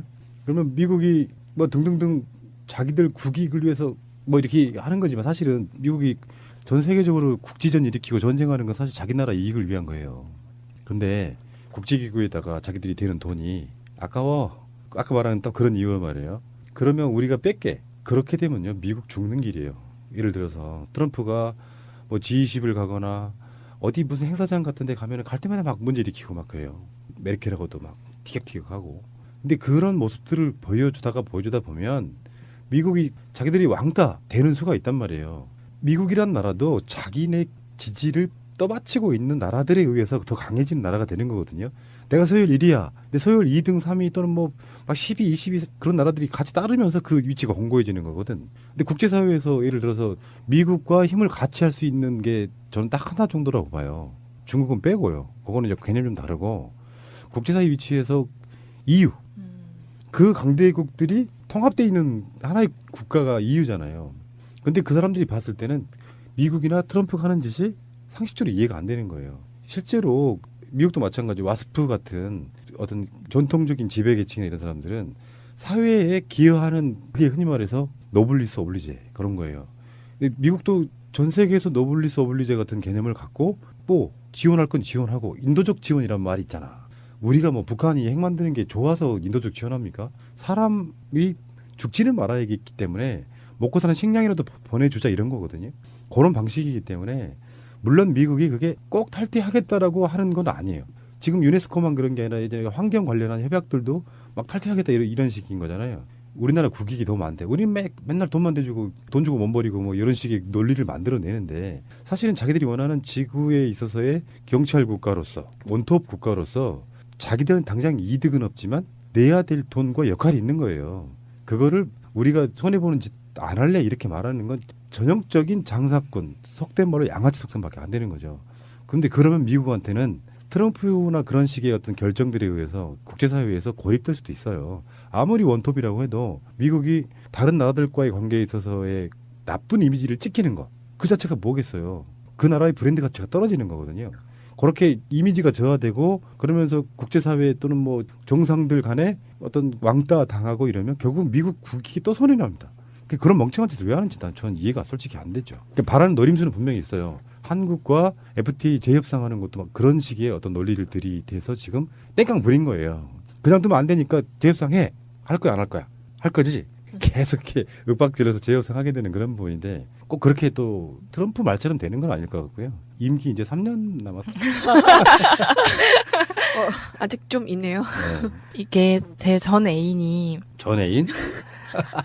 전에 사귀던 애인이 유네스코로 파견 갔잖아요. 아하. 그게 이제 미국이 유네스코에 돈을 안 대니까 유네스코 회원국들 중에서 이제 사람을 무료로 파견 보내주는 거예요. 유네스코에서 일할 수 있는 사람들을. 그러니까 한국에서 세금으로 운영하는 그 인재들을 유네스코에 파견을 의무적으로 해야 됐던 시기가 있었던 거죠. 미국이 저한테 영향을 미쳤던 거죠.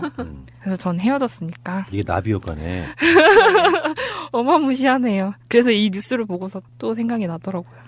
네, 저는 약간 느껴지는 게 하나님이 미국이 아니라 트럼프가 이상한 거다라고 직시를 하셨잖아요.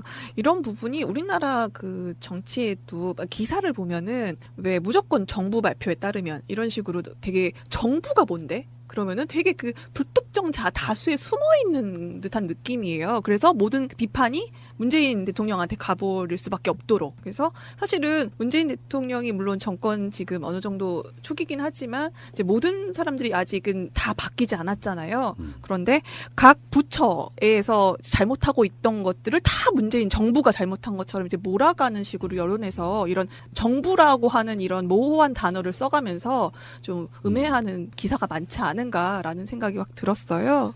근데 이제 좀 보충하자면 유네스코 규정에 따라서 미국이 당장 탈퇴가 되는 건 아니고요. 내년 12월 달인가로 알고 있는데 유네스코 운영에 관련된 분담금을 냈던 순위 1위가 미국이었고요. 2위가 일본이고 3위가 중국 이런 식이에요. 그러면 이제 이게 대주주가 빠지는 상황이잖아. 해서로 말하면. 그럼 제1대 주주가 일본이 되는데 이게 좀 약간 묘한 게 있습니다. 무슨 말이냐면 유네스코가 왜 우리나라 유네스코 지정 세계 문화유산 뭐 이런 거 있잖아요. 근데 그게 일본 일제 때랑 연관이 있는 것들이 있어요. 거기에 이렇게 추진하려고 하는 것들. 그런 영향을 미칠 수가 있죠. 나 저거 못해. 우리 일본 욕하는 거잖아. 그렇게 할 수 있단 말이에요. 그게 좀 불편해지는 구석인데 아무튼 트럼프 정말. 네, 이렇게 구체적으로 트럼프 이 사람이 잘못했다라는 식으로 구체적으로 직시하는 거 좋은 것 같아요. 비난이 그 사람한테 가야 되지 미국 전체가 나쁜 사람들은 모여 있는 건 아니잖아요. 실제로 미국 국민들 중에서 이제 그 사회 봉사라든지 국제적인 기여 이런 거를 중요하게 생각하는 굉장히 많은 사람들이 있어요. 네. 세 번째 질문으로 또 자연스럽게 연결이 되네요. 불특정 다수 안에 있는 그 한 명을 찾아라. 이번에 세월호에서도 이제 그런 일이 있었던 거라고 저는 봤어요. 그러니까 정부에서 처음에 이제 대통령한테 보고한 시간을 처음엔 10시라고 했었는데 알고 봤더니 9시 반이더라. 이거잖아요. 근데 저는 이게 이제 제가 민초다 보니까 공무원의 입장에서 생각을 하게 되는 거예요. 그러면 공무원이 대통령한테 그 보고하는 시간이 30분이 더 걸린 것처럼 발표가 된 거잖아요, 결국. 그 공무원을 죽이고 대통령을 살리는. 그렇게 된 거죠. 그렇게 된 사실 거지. 대통령이 보고받고 나서 처음으로 지시를 내리는 데까지 시간을 15분으로 줄이기 위해서 10시라고 발표를 했다는데 그러면 그 밑에 있는 사람, 그 보고를 준비한 우리 제나 컨트롤 타워를 구성하고 있는 이 사람들이 준비한 시간이 30분이 더 걸린 걸로 어떻게 보면 나간 거예요. 그래서 그 불특정 다수 속에 그 특정 한 명, 그 사람을 찾는 거에 대해서 그런 생각이 들더라고요. 박근혜가 이 공무원들 사이로 숨은 것 같고 자신의 책임, 자신의 어떤 아무것도 안 함을 그쪽으로 책임을 전가하려고 했었던 거죠. 근데 그 사람은 누군지 우리가 지금 모르잖아요. 이름도 모르고. 그러니까 그 사람이 받는 게 아니라 정부, 뭐 재난 컨트롤 타워 이런 식으로 실체 없는 그런 개념적인 것들로 그 책임이 갔던 것 같아요. 그렇게 너무도 모호한 그 개념을 딱 들이밀면은 사람들이 어떻게 해야 될 줄 몰라요.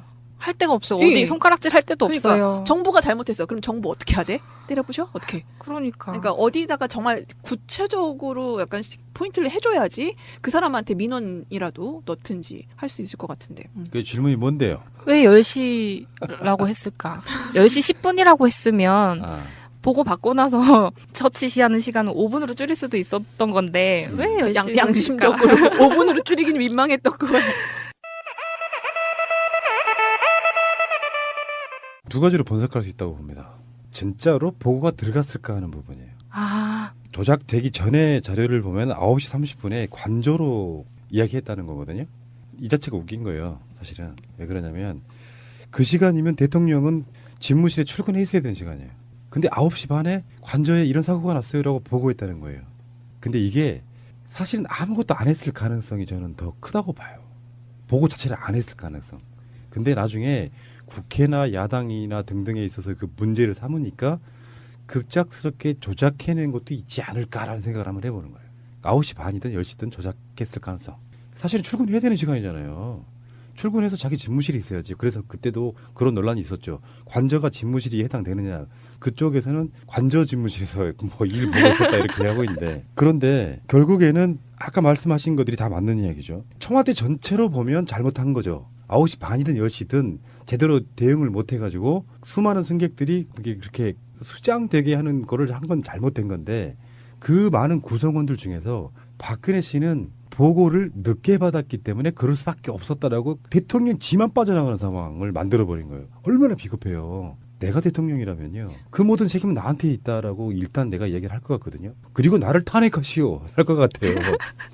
근데 박근혜를 살리기 위해서 아까 말한 누군가의 이게 사실이라고 해도 누군가의 공무원은 아이씨 졸라 억울하네. 9시 반에 했는데 왜 우리 청와대에서 10시라고 이야기하지? 저는 그렇게 생각하지 않는 것이 보고가 없었을 가능성. 왜냐하면 그 당시에 우리가 그 상황들에 대해서 수도 없이 많은 방송들을 통해서 계속 모니터링을 했기 때문에 그 흐름을 아는데요. 나중에 가을에 있던 국정감사에서 청와대가 부랴부랴 만들어낸 보고 답변 이런 것들이 일정이 있어요. 그날 있었던 일정들이. 근데 거기에 대부분 그 당시 지금도 기억납니다. 왜 이상하게 서면 보고밖에 없냐?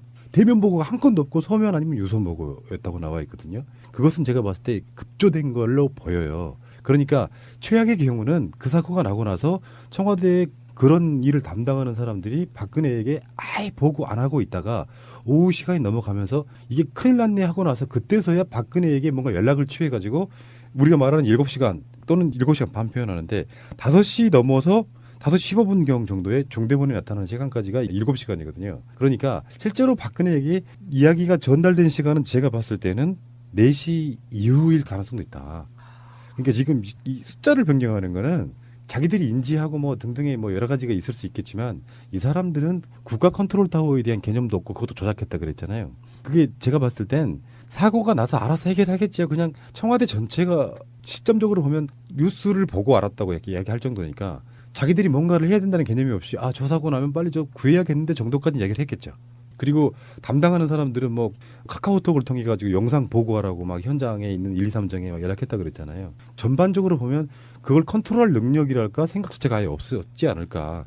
그래서 사실 9시 반 10시 이 논란에 있어서는 이거 자체를 조작했다는 것도 정말 비열한 거지만 속내로 들어가 보면 박근혜 씨에게 실제로 보고된 거는 아마 오후 한 서너 시 이후가 되지 않을까 이렇게 생각해 보는 거예요. 그러니까 얼굴 팅팅 부어 있고 뭐 자다 나왔냐 시술 받다 나왔냐 이런 여러 가지 논란들이 있지 않습니까? 에요. 얘기를 하면 할수록 마음이 아프고.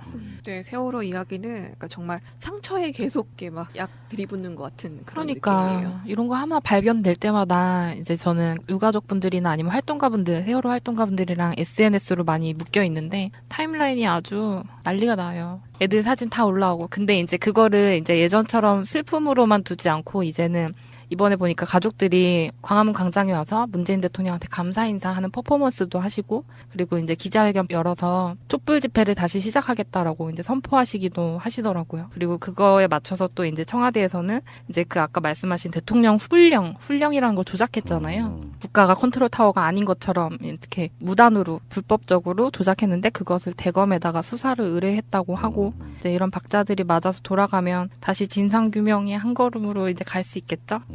네. 10월 28일이 촛불 1주년이라고 하던데요. 네. 그래서 다시 한번 앵콜로. 시간 빠르다. 네. 그렇구나. 이렇게 다시 모이는 이벤트 행사를 기획 중이라고 하는 얘기를 들었습니다. 좀 그 기회를 통해서 또 적폐청산하는데 뭔가 힘을 모으는 그런 에너지로 만들어냈으면 좋겠어요. 그거랑 관련된 또 안산의 행사가 있죠. 숟가락 다 얹고. 좋아요.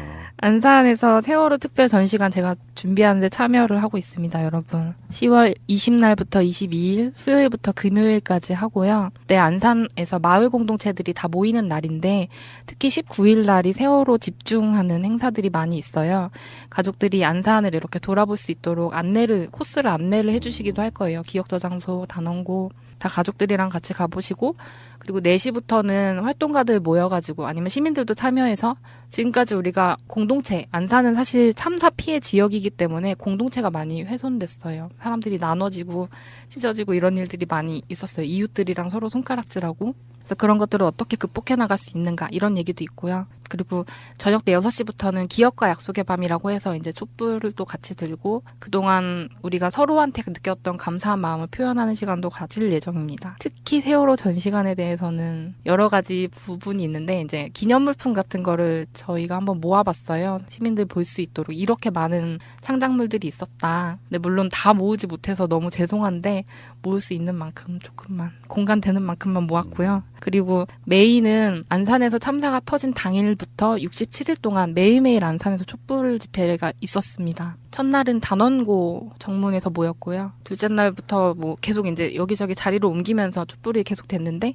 그때 안산에서 정말 다양한 일들이 있었어요. 택시 기사님들은 가족들을 막 무료로 실어서 날라주시고 그다음에 가족분들이 막 팽목에 가고 막 이러니까 정신이 없으니까 남겨진 형제자매들이 있어서 그 친구들 밥을 먹어야 되잖아요. 학교도 가고. 그러니까 그거를 또 옆집에서 그거를 반찬을 해다 주시고 빨래 해다 주시고 그런 기록을 모았습니다. 네. 10월 18일부터 20날까지고요. 19일 그중에 가운데 날 그날이 목요일. 메인인 거고요. 네, 19일 날이 세월호 집중입니다.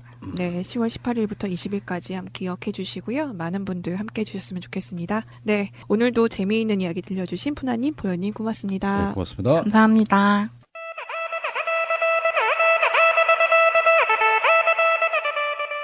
시간이 빨리 간다고 느껴지는 몇몇 순간들이 있습니다. 그중 하나가 날씨가 하루아침에 변해서 옷차림을 달라지게 만드는 순간 아닌가 싶은데요. 드디어 옷장 정리할 때가 왔네요. 이럴 때 다들 건강 조심하시고요. 오늘 자갈자갈은 여기까지입니다. 다음 주에도 함께 만나요. 꼭 알아야 할 어제의 뉴스. 국정감사 2주차 역시 첫날부터 여야의 격돌이 예상됩니다. 합동참모본부와 국군 심리전단 등을 상대로 한 국회 국방위원회 국감에서는 이명박 박근혜 정부 당시 댓글 공작 의혹이 최대 현안입니다. 적폐청산의 강공 드라이브를 걸고 있는 여당의 책임 추궁이 이어질 것이라는 전망 속에 야당은 현 정부 안보 정책을 무능이라고 규정하며 맞불을 놓을 태세입니다. 신고리 5, 6호기의 운명을 좌우할 공론화위원회의 최종 발표를 앞두고 정부의 탈원전 정책을 둘러싼 신경전도 불가피해 보입니다. 탈원전은 시기상조라는 야당과 공약 이행을 관철하기 위한 여당의 설전이 팽팽할 전망입니다. 상임위별로는 유해 생리대 문제와 내년도 최저임금 결정 논란도 쟁점입니다. 주 후반 적폐청산과 맞불 공방은 또 한 번 극에 달할 전망입니다. 이른바 이명박 정부 자원 외교를 추진한 한국광물자원공사와 석유공사, 가스공사를 비롯해 문화예술계 블랙리스트, 화이트리스트 논란을 빚은 한국문화예술위원회 등의 피감기관이 몰려있기 때문입니다. 야당은 여당의 공세에 맞서 기획재정부를 상대로 문재인 정부의 이른바 부자 증세를, 또 서울중앙지법과 서울고법을 상대로 박근혜 전 대통령 구속기간 연장 결정 문제를 따져 묻겠다는 계획입니다.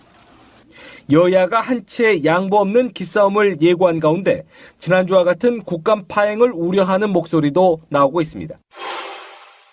차은택, 송성각, 안종범, 정호성, 김종, 그리고 최순실. 이들의 공통점은 모두 한 차례 구속기간이 연장됐다는 것입니다. 법원은 이들의 심리가 대부분 마무리됐거나 끝났지만 선고를 미루고 있습니다.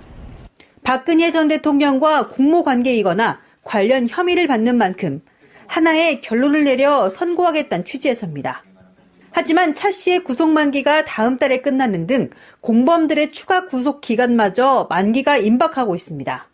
이 때문에 박 전 대통령의 구속이 연장된 상황에서 이들의 선고가 먼저 나올 거란 관측이 나옵니다.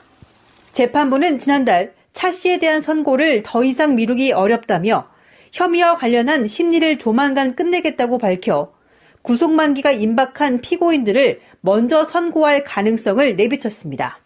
재판부가 일치된 결론을 강조한 만큼 이들에 대한 선고가 먼저 내려진다면 박 전 대통령 혐의에 대한 판단도 크게 다르지 않을 걸로 보입니다. 박 전 대통령의 핵심 혐의인 뇌물수수나 블랙리스트 관련 직권남용 혐의 역시 다른 1심 재판부가 이미 결론을 내린 상황. 박 전 대통령 구속을 연장하며 심리의 속도전을 예고한 법원은 국정농단 사태 1심 재판에 마지막 퍼즐만을 남겨두고 있습니다. 지난해 우리나라 30세 미만의 부동산 임대업 신규 사업자는 7천여 명, 1년 전보다 10% 이상 늘어난 것으로 7년 새 2.4배나 급증했습니다. 30세 미만의 부동산 임대업 신규 사업자 비중은 모든 연령대를 통틀어 가장 높고 그 증가폭도 가장 큽니다. 이제 막 사회생활을 시작하는 청년층에겐 창업 자체가 쉽지 않은 일. 하물며 안정적인 수익을 발판으로 하는 부동산 임대업은 말할 것도 없습니다. 30세 미만의 부동산 임대업 창업은 결국 이른바 금수저들의 얘기라는 겁니다. 실제 30세 미만 청년들이 증여받은 재산은 2013년 1조 9,216억 원에서 지난해 2조 5천억 원을 넘어 매년 증가세입니다. 또 우리나라 미성년자 사장 236명 중 90% 이상이 부동산 임대업 대표로 등록한 것으로 나타났습니다. 생계형 사업으로 분류하는 소매업에서도 최근 청년층의 창업이 늘고 있지만 이 경우엔 폐업률도 25%를 넘어 전체 평균을 웃돕니다. 30세 미만 청년의 부동산 임대업 폐업률이 9%에 불과한 것과는 그 격차가 큽니다. 중장년층 자산가의 전유물로 여겨졌던 부동산 임대업에 청년들의 창업 비중이 커진 것은 대한민국의 씁쓸한 자화상이라는 지적입니다. 방송 중간에 좋아요를 눌러주시면 새날팀들에게 큰 힘이 됩니다. 미리 감사합니다. 트위터가 진짜 언론입니다. 민주당 개혁에 있어서 첫 삽은 문재인 대표가 뜬 거거든요. 혁신이 구성해가지고 했는데 그게 완성형은 아니죠. 권리 당원들의 기반이 튼튼하지 않은 상태에서 중간 단계의 개혁이라고 봐요. 근데 이번에 혁신은 정말 혁신한 게 나온 거예요. 정발이가 아니라 이건 혁신이지만 그러니까 다른 지역보다 유의미하게 좀 많이 나왔던 것도 아니고 다른 지역 딱 고만고만한 정도밖에 안 나오잖아요. 그게 지역의 현실이다 보면 우리가 바라는 그림 중에 하나는 바른정당이 자유한국당하고 세가 비슷해지면서 서로 나눠먹게 하고 이쪽에서는 더불어민주당이 공략하면 과반이 안 되더라도 30-40%대 지지율로도 할 수 있다 이런 정도의 공학적 접근은 가능한데 현실적으로는 안 된다. 그러니까 대구한테 저는 희망을 보는 게 그런 거예요. 김부겸이 지난 지방선거 때도 대구시장 나가서 40% 먹었습니다. 그렇죠. 그런데 그리고 나서 2년 후에 총선에서 당선돼 버렸어요. 그러면 김부겸 같은 사람들은 실제로 돼요. 조금만 노력하면 실제로 된다고. 그러니까 어찌됐건 다 먹긴 힘들지라도 지역에 내려갔다 이런 거 있잖아요, 여러분들은. 저는 있었는데 옛날 어렸을 때. 어느 지역을 갔는데 거기 지자체장이 한나라당이나 새누리당이면은 그냥 남의 이야기 같고 이 지역의 지자체장이 누구지 하면 우리 쪽 정당 사람이라 그러면 왠지 좀 믿음이 가는 정말 어린이 같은 유치한 생각들을 좀 했던 시절이 있었어요. 흔히 말해서 정치적 영토. 그러니까 똑같은 사업을 해도 우리 쪽 사람 지자체장이 하면 되게 좋아 보이잖아요. 솔직히 안 그래? 맞아요. 네. 근데 저쪽이 하면 쇼하고 있네잖아. 저쪽이 하면 저 안에서 뭘 얼마나 띵겨 먹으려고 저러지? 뭐 이런 생각만 하게 돼요. 저는 이제 내년 지방선거에서 사실은 인천, 서울, 경기만 갖고 평가해야 된다. 저는 강력히 주장합니다. 그러니까 잡놈들이 모여있는 지역만 저는 하자. 한 곳으로 몰아주는 데는 좀 빼자. 그러니까 서울, 경기, 인천 갖고만 얘기하자. 다른 얘기 하지 말자. 이거 다 뻔하는 거 아니에요. 제가 왜 이 얘기를 지금 집착을 하냐면요. 아까 성주 얘기도 했지만 이게 지역에서 스킨십 존나 오래 한 놈이 당선돼요. 지방선거는. 무슨 소리예요. 근데 광역은 이제 빼더라도 광주에서 후보 하나 잘못 내면 떨어져요. 대구, 부산에도 마찬가지란 말이에요. 이게 그렇게 변수가 있는 지역에서 우리가 뭐 사다리 타듯이 막 이것이 뭐 정권 전체의 심판이다 이따구로 개 같은 소리 저는 싫다. 차라리 그렇게 하려면 인천, 경기, 서울까지만 평가하자. 지금 말씀하신 것처럼 같은 그런 식으로 평가하겠다는 건 아니지만 그렇지. 그게 여세를 몰아가는 과정, 기세 싸움에서 그러니까 다른 건 없어요. 사실 호남에서 국민의당이 가져가는 그 데미지보다요. 정반대로 이쪽에서 PK에서 부산, 경남, 대구까지 먹어버렸어요. 그러면 저쪽이 받는 타격이 엄청나게 크다는 거예요. 그럼요. 동의하고요. 당이 거의 쪼개질 정도의 분위기까지 갈 겁니다. 왜냐하면 기댈 곳이 없잖아요. 그렇지. 그러면 바로 2년 후에 있을 국회의원 선거를 신경 쓸 수밖에 없는 상태가 되면 정치라는 게 사실 알고 보면 선거라는 게 영토 확장이거든. 파란색, 빨간색 이 영토를 잡아먹는 과정이에요. 동의하고. 그래야 그게 어떤 세감 올리고 사회적 분위기가 만들어지고 그러면서 개혁에 힘도 되고 이러는 부분이라서 맞아요. 저는 그 TK, PK에서 총 5석이거든요. 대구, 경북, 부산, 경남, 울산 이게 광역 5석 중에 3개 정도 가져오면 이건 혁명적인 변화가 일어나는 거라고 봐요. 아니 저는 대구 하나만 먹으면 혁명이다. 그렇겠죠. 왜 그러냐면 제가 현장을 시민회원 때문에 다녀보잖아요. 근데 정말 현실은요. 경북 지역에 후보를 못 내요.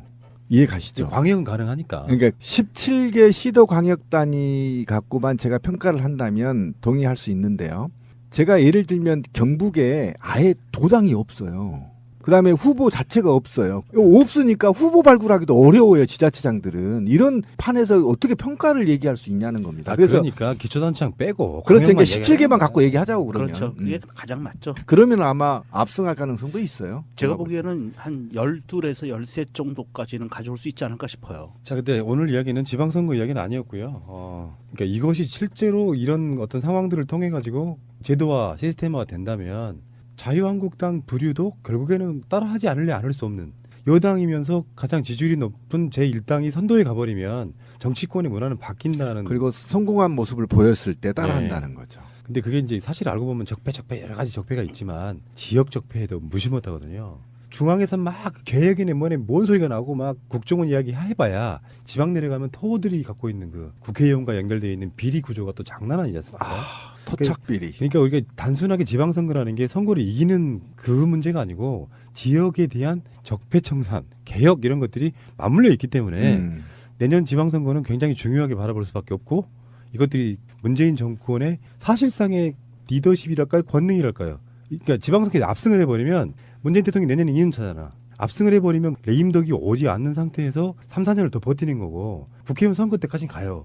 그런 상태로 가는데 만약에 지방선거에서 생각보다 훨씬 더 월등하게 분위기가 다운돼 버리면 이미 이제 공무원 사회에서의 그 민심 위반 비슷하게 일어나면서 점점 그런 경우 박근혜는요 세월호 사건 일어나는 그해 2014년에 레임덕이 오기 시작했어요. 취임 2년 차에. 그러다 보니까 무리한 걸 동원해서 나라를 통치하려고 했잖아요. 그런 측면이라고 저는 봅니다. 그런데 우리 국민이 이제 저는 문재인 정부를 지키고 그 지나서 적폐를 청산할 거라고 믿기 때문에 믿고 갑시다 진짜. 혁신이 물론 혁신이 개념으로 정발이를 만들긴 했지만 총선 때 현역 의원들의 경선을 의무화시키겠다는 겁니다. 대단한 방법. 이거는 정말 대단한 거예요. 혁명적인 방법이에요. 대부분의 그 뭐 전략 공천 이름으로 현역 의원들 대부분 다 그냥 그대로 공천한 경우가 되게 많거든요. 네. 근데 누구도 예외 없어. 그렇죠. 그러니까 기존의 국회의원들의 기득권 그리고 이 국회의원들이 지역위원장을 맡고 있고 지역을 잡고 있잖아요.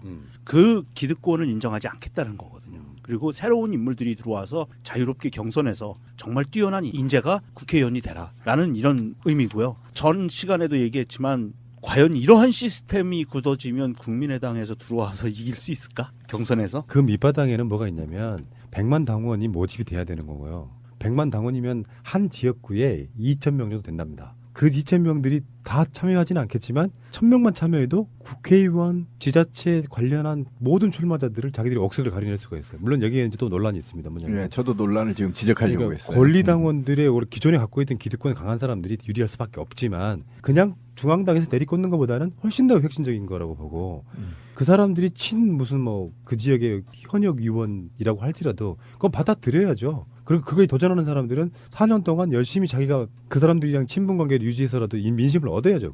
현역 의원도 경선 의무화하자는 거는 굉장히 의미 있는 게요. 잘한 현역 위원장 또는 현역 국회의원은 당연히 뽑히겠죠. 근데 그쪽 지역의 당원들의 민심을 못 얻은 사람은 도태될 수도 있는 거예요. 그 시스템이 있기 때문에 제가 봤을 때는 그냥 줄서기 하고 막 시의원, 구의원들 다 줄서기 한다고만 되는 문제는 아니라고 생각해요. 100만을 만든다고 하더라도 저는 그러니까 뭐가 문제냐면 지역위원장이 모집한다는 거예요. 스스로 들어가는 사람보다도 지역에 영향력이 있는 사람들이 영향을 미치기 때문에 지금 민주당 정발이가 지금 내놓는 안이 하나 더 있어요. 국민완전경선제, 완전국민경선제라고 하죠. 그걸로 가려고 하니까 지금 네, 교도부 이겁니다. 그런데 저희가 시민의 눈이 이제 얘기를 안 할 수가 없는데 21일부터 대규모 5개 당에 우리는 이름을 바꿨어요. 완전 시민경선제로 경선인단을 우리가 모집해 줄 거예요. 그러면 이제 여기에 한 1,000만 명 정도를 모집하려고 해요. 실제로. 각 당별로 다 다릅니다. 중복 선택 안 되고. 그러니까 이것과 같이 겸비되면 아까 권 PD가 얘기한 대로 적어도 현대사에서 그러니까 민주주의를 채택하는 체계를 채택하는 나라 중 가장 선진적인 당 문화를 받아들이는 거예요. 그러니까 완전히 기득권을 내려놔 버리는 겁니다. 그 정도. 그러면 권리당원 100만 명 하고 이래봐야 이제 각 지역에 한 2,000명 되는 거잖아요. 그런데 실제로 완전 시민 경선제가 10,000명이야 지역별로. 그럼 10,000대 2,000이잖아요. 쉽게 말하면 이렇게 되면 권리당원을 2표를 준다 하더라도 완전한 국민 경선제가 되기 때문에 쉽게 말하면 꼴불견도 이제 김진태 같은 애들은 공천 자체가 안 됩니다. 만약 이게 정착되면. 문제는 이 지역 이 당이 아니라는 게 문제지. 아니 이 당 아니더라도 국민들이 자기 당이 아닌데 당원이 아니에요. 완전 국민 경선제에 참여한 사람들은. 그러니까 당원이 아닌 일반 시민이에요. 모집단이거든요. 이 모집단이 일정의 권한을 갖고 당에 개입하면 이거는 100% 정말 여야를 막론하고 국민을 위한 정치인들이 선출될 가능성이 있어서 이거를 그렇게 더불어민주당이 예전부터 하려고 했거든요. 이제 완성이 된다면 제가 볼 때는 영구 집권 가능해요. 굉장히 선진화되어 있는 정책입니다. 제도로서의 민주주의가 흔들리고 구타는 일은 이제 없습니다. 민주주의가 밥이고 밥이 민주주의가 되어야 합니다. 그 안들이 사실 문성근의 영향을 받아요. 그렇죠. 정당 발전을 위한 모델을 제시하고 있는 거죠. 그런 인물이에요. 나는 정치적 욕심은 없지만 정당한 발전시켜보고 싶다. 권리당원들이 중심이 되고 당원이 많아서 그 당원들이 실제로 그 당을 끌어가는 당을 만들고 싶다예요. 간단히 말하면. 그게 방법론적으로 온라인 입당이 가능하게 만든 것도 문성근 계보인 그렇죠. 최민희 의원 같은 분들이 결합을 하는 것이거든요. 그렇다 보니까 결론적으로는 100만 당원이라는 게 사실은 실제로 당원 전당대회라면 100만이 모이는 건 아니지만 100만이라고 하는 숫자가 갖는 상징성 때문에 이것이 이제 우리나라 정치권의 모델로 자리를 잡을 가능성이 높은데 그럼요. 이 상황에서 지금 이것만 고치는 건 아니고요. 저번에 있었던 것 중에 내가 방송으로 이야기한 적이 있습니다. 저건 좀 고쳤으면 좋겠다고 생각했던 게 예를 들면요. 경기도당위원장, 서울시당위원장 이런 분들이 최고위원회 당연직으로 들어갔거든요. 그렇게 되니까 의미가 좀 없어지는 게 어떤 분들은 시당위원장, 도당위원장 하는 사람들이 정책 비중인 사람들도 있지만 실제로 왜 예전에 그 정당들 보면은 대통령 후보급의 당대표 하나 있고 그렇지. 최고위원들 보면 자기 계파에서는 수장 정도 되는 유명한 사람들이 쫙 포진하는 것과 맞아요. 추미애 당대표를 제외하고 그렇게 정치적으로 영향력이 있는 분들이 없는 상태의 최고위원회에 있는 리더십에 있어가지고 좀 힘이 떨어지더라. 그래서 그걸 없애기로. 그리고 지금부터 챙기세요. 우리 애청자분들 우리 그때 작년에도 운동했잖아요. 그쪽에 있는 부모님들 단속하세요. 체크하면서 리스트 만들어서 우리도 블랙리스트. 네, 개인 블랙리스트. 그래서 어머님한테 하루에 한 통화씩 전화하시고 텔레그램 카톡 점검해 주십시오. 저희 어머니는 확실히 전향하셨어요. 이제. 오, 박수 한번 쳐드려야 되는 거 박수 한번. 네. 그래서 나온 속담이 있습니다. 자식이 이기는 부모 없다. 그렇지. 실천합시다. 제일 좋은 건 땡깡 부리기예요. 땡깡 부리기. 최고입니다. 농약병 놔두고 이거 이번에 이 사람 안 찍어주면 난 이제 못 살 것 같아.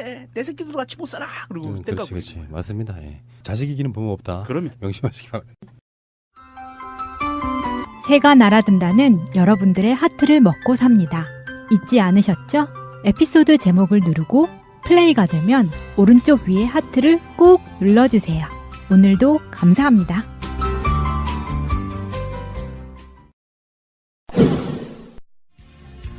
고맙습니다. 감사합니다. 죄송합니다. 너무 수고 많으세요. 잘 지내시죠? 이런 다른 사람의 노고와 안부를 묻는 말들 오늘 몇 번이나 하셨나요?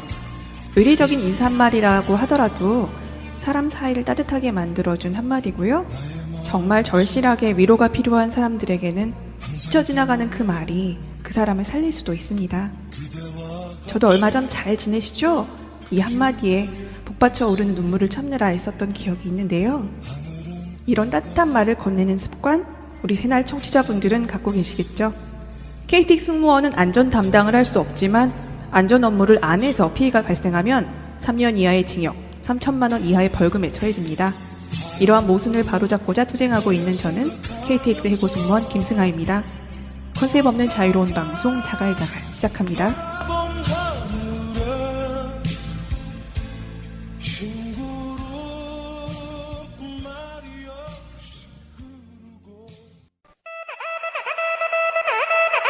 곽승훈 노무사의 노동 이야기. 네, 자갈자갈 곽승훈의 노동 이야기 시작하겠습니다. 안녕하세요, 노무사님. 네, 안녕하세요. 2주 만에 뵙습니다. 네, 추석 연휴 동안 쌓여있던 그런 노동계 새로운 이슈, 오늘 소개해 주실 이슈 어떤 건가요? 예, 추석 연휴 직전이죠. 9월 29일 환경노동위원회, 즉 국회 환노위에서 그 일부 근로기준법과 몇 가지 노동관계법의 개정안을 통과시켰습니다. 그동안에 이제 그 환노위는 그 정무위와 함께 법안 처리율이 국회의원회 중에 꼴찌라는 그런 지적을 좀 받아왔는데요. 다행히도 우리 노동자들에게 직접적인 혜택이 갈 수 있는 몇 가지가 좀 일단 환노위를 통과해서 이제 본회의에 상정만 되면 바로 우리 많은 노동자들께서 힘들었던 부분들이 불만스러웠던 부분들이 좀 해소가 될 것 같아서 오늘은 통과된 주요 3가지 법안 이 내용을 한번 좀 살펴보고자 합니다. 네, 환노위는 저희 실생활과 정말 가장 밀접해 있는 그런 위원회가 아닐까 싶은데 그동안 법안 처리율이 꼴찌였다는 사실이 좀 놀랍기도 하네요. 그래도 다행히 뭔가 아직 이제 움직임이 시작됐다는 얘기를 들으니까 반갑기도 하고요. 네, 하나부터 이제 살펴보기 시작하겠습니다. 그러면 먼저 첫 번째가 내년부터 출퇴근 사고가 산재로 인정된다고요? 네, 그렇습니다. 이제까지는 아니었어요? 예, 이제까지는 정반대로 오히려 출퇴근 중에 사고로 인한 재해가 발생하면 원칙적으로 업무상 재해가 아니다. 그리고 예외적인 경우에만 업무상 재해다라고 인정을 해줬는데 그 예외적인 경우조차도 인정을 굉장히 엄격하게 심사해서 거의 잘 안 해줬었어요. 네, 전에 노무사님이 소개해 주신 에피소드 중에서 출근 중에 어린이집 데려다 주고 이제 출근하는 과정에서 사고가 났을 때 산재 처리 문제가 얘기가 됐었는데 그거는 그래도 처리가 되지 않았나요? 근데 그 출근 중에 산재가 인정되는 경우는요. 아주 예외적으로 첫 번째 조건이 현재 현행법에 의하면 사업주 지배 관리 하에 있어야 된다. 그 얘기는 뭐냐면 사업주의 지시에 따른 특별한 출근이 있어야 된다라는 것이죠. 그리고 사업주가 출근의 방법, 그리고 출근의 경로, 출근의 수단 요 세 가지를 다 통제하고 있는 상황이어야 된다라는 정황이 입증되어야만 산재로 인정을 해줬었습니다. 그래서 사업주 지배 관리하라는 것이 도대체 무엇이냐. 현재의 법에서는 가장 대표적인 것이 회사에서 제공한 교통수단을 이용해야 된다. 이거죠. 회사 셔틀버스? 그렇죠. 예, 회사에서 제공한 출퇴근용 버스를 이용한 경우 아니면은 자동차 명의가 회사차? 그런 것도 가능합니다. 네. 그런데 예를 들어 우리 뭐 임원급들 대신했다는 것이고요. 그러면 이제 누구든 경선을 치르라는 거잖아요. 당연직이 없어지는 거죠. 그러니까 지금 시도당 위원장들은 선거로 올라오는 사람들이에요. 그렇죠. 자기 지역에서 내가 도당 위원장이 되는 순간, 시당 위원장이 되는 순간 최고위원으로 당연직으로 가는 건데 그렇죠. 그냥 지명해서 되는 최고위원은 아닌데 그렇죠. 다 그러니까 선거에서 들어온 사람들이고 한두 자리 정도만 당대표가 자기 측근을 최고위원으로 임명하는 정도 시스템이거든요. 이번에 안철수도 1, 2부 리그로 나눠져 있잖아요. 하나는 당대표 선거 리그가 있고 하나는 최고위원 선거 리그가 있어서 서로 간에 뽑는 단위가 좀 다른 이런 부분이 있잖아요. 지금까지는 아니니까 이게 결정된 건 아닌데 지역 몫의 최고위원은 없애겠다 이런 것이 지금 일단 안으로 나온 거고요. 좋은 안이에요. 예. 그다음에 대통령 선거에 출마하기 위해서는 당대표나 최고위원은 대선 1년 6개월 전에 사퇴한다. 예전에는 이거 굉장히 좋습니다. 예전엔 1년 전이었거든요. 예. 1년 전도 너무 촉박하다는 거야. 영향력이. 그러니까 내가 당대표를 그만두고 당대표라고 하는 게 그 당의 주류잖아요. 근데 그 당의 주류인 사람이 물러나면서 누구 손을 들어주느냐가 그 사람이 주류냐 아니냐 이런 부분들이 있어서 영향력이 좀 세지다 보면 또 공정성 시비가 항상 나온단 말이에요. 이를테면 전혀 관계없지만 이건 문재인이 공천한 거잖아. 뭐 이런 식으로 이렇게 시비가 나올 수 있어가지고 1년 반 전에 하겠다. 이건 또 확정된 건 아니고 지금 이제 추후로 하겠다는 건데 발표를 한 이유가요. 이 이야기의 핵심은 뭐 최고위원을 지역별 도당위원장, 시도당위원장 이런 사람들을 최고위원 안 하는 건 그것은 별 중요한 게 아니고 그렇지. 일단 현역 의원들 모두가 경선으로 총선 때 공천하겠다는 안을 일단 내놨어요. 그렇지. 그러면 이제 지금 현재 현역 의원인 지구당 위원장인 사람들 입장에서는 굉장히 좌불안석일 거라고 보는 게 만약에 내가 지역구 활동은 별로 못했어요. 인지도도 별로 없어. 그런 사람들 많잖아. 내 지역에 우리 당 현역이긴 한데 잘 모르겠어. 활동하는 것도 모르고 언론에 잘 안 나와. 근데 어느 날 갑자기 유명한 어떤 인사 있잖아요. 사회적으로 유명한 사람. 예를 들면 조국 민정수석 같은 사람들이 그 지역에 딱 출마하면 질 가능성도 있어요. 그럼요. 굉장히 불안해지는 거죠. 그러니까 이거를 지금 현재 기득권이라고 할 수 있는 현역 의원들이 받아줄 것인가 하는 부분도 있고 굉장히 많은 내용에 쌓일 것이다. 근데 최재성 위원장 스타일로 보면 아니 이분은 정말로 승부사라고 보거든요. 예, 저도 그렇게 노무현 대통령 이후에 승부사예요. 예.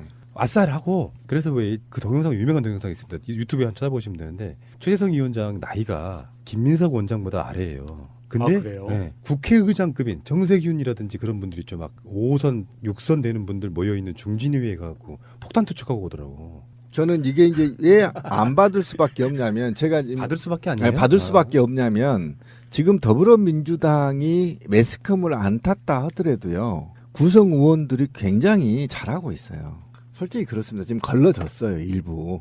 거의 한 8, 90% 걸러졌고 나머지 이제 빈둥거리는 사람 몇 명 있는데 그 사람들은 어쩔 수 없고 어디 가나 토플러의 논리에 의하면 있는 거니까 놔두고 어쨌든 받아들일 건데 제가 이거를 더불어민주당이 다른 정당의 정치 문화를 리드할 수밖에 없다라고 인정할 수 있는 게 뭐냐면 지금 정발이가 내오는 이 안이 공정하게 공정하는 방향으로 가고 있다는 거예요. 아까 권 PD가 얘기한 거 저는 깜짝 놀랐는데요. 유명인 사람들 내려서 확 꽂아버리면 지역에서 한 15년 쌩깐 놈들 바로 죽을 수 있거든요. 예를 들면. 그러니까 그런 걸 없애는 방향으로 가고 그러려면 공직을 1년 6개월 먼저 내놓고 니들이 하든가 또는 그렇게 공정성에 준하는 방식까지 끌어내려서 또는 끌어올려서 공정성을 확보해준다는 의미에 대해서 굉장히 바람직하다. 다른 정당들도 좀 배워서 정치 문화를 좀 혁신적으로 바꿨으면 좋겠다는 생각까지 들 정도예요. 그게 트렌드를 리드하는 것은 그렇지. 마치 새날 같은 거예요. 그렇지.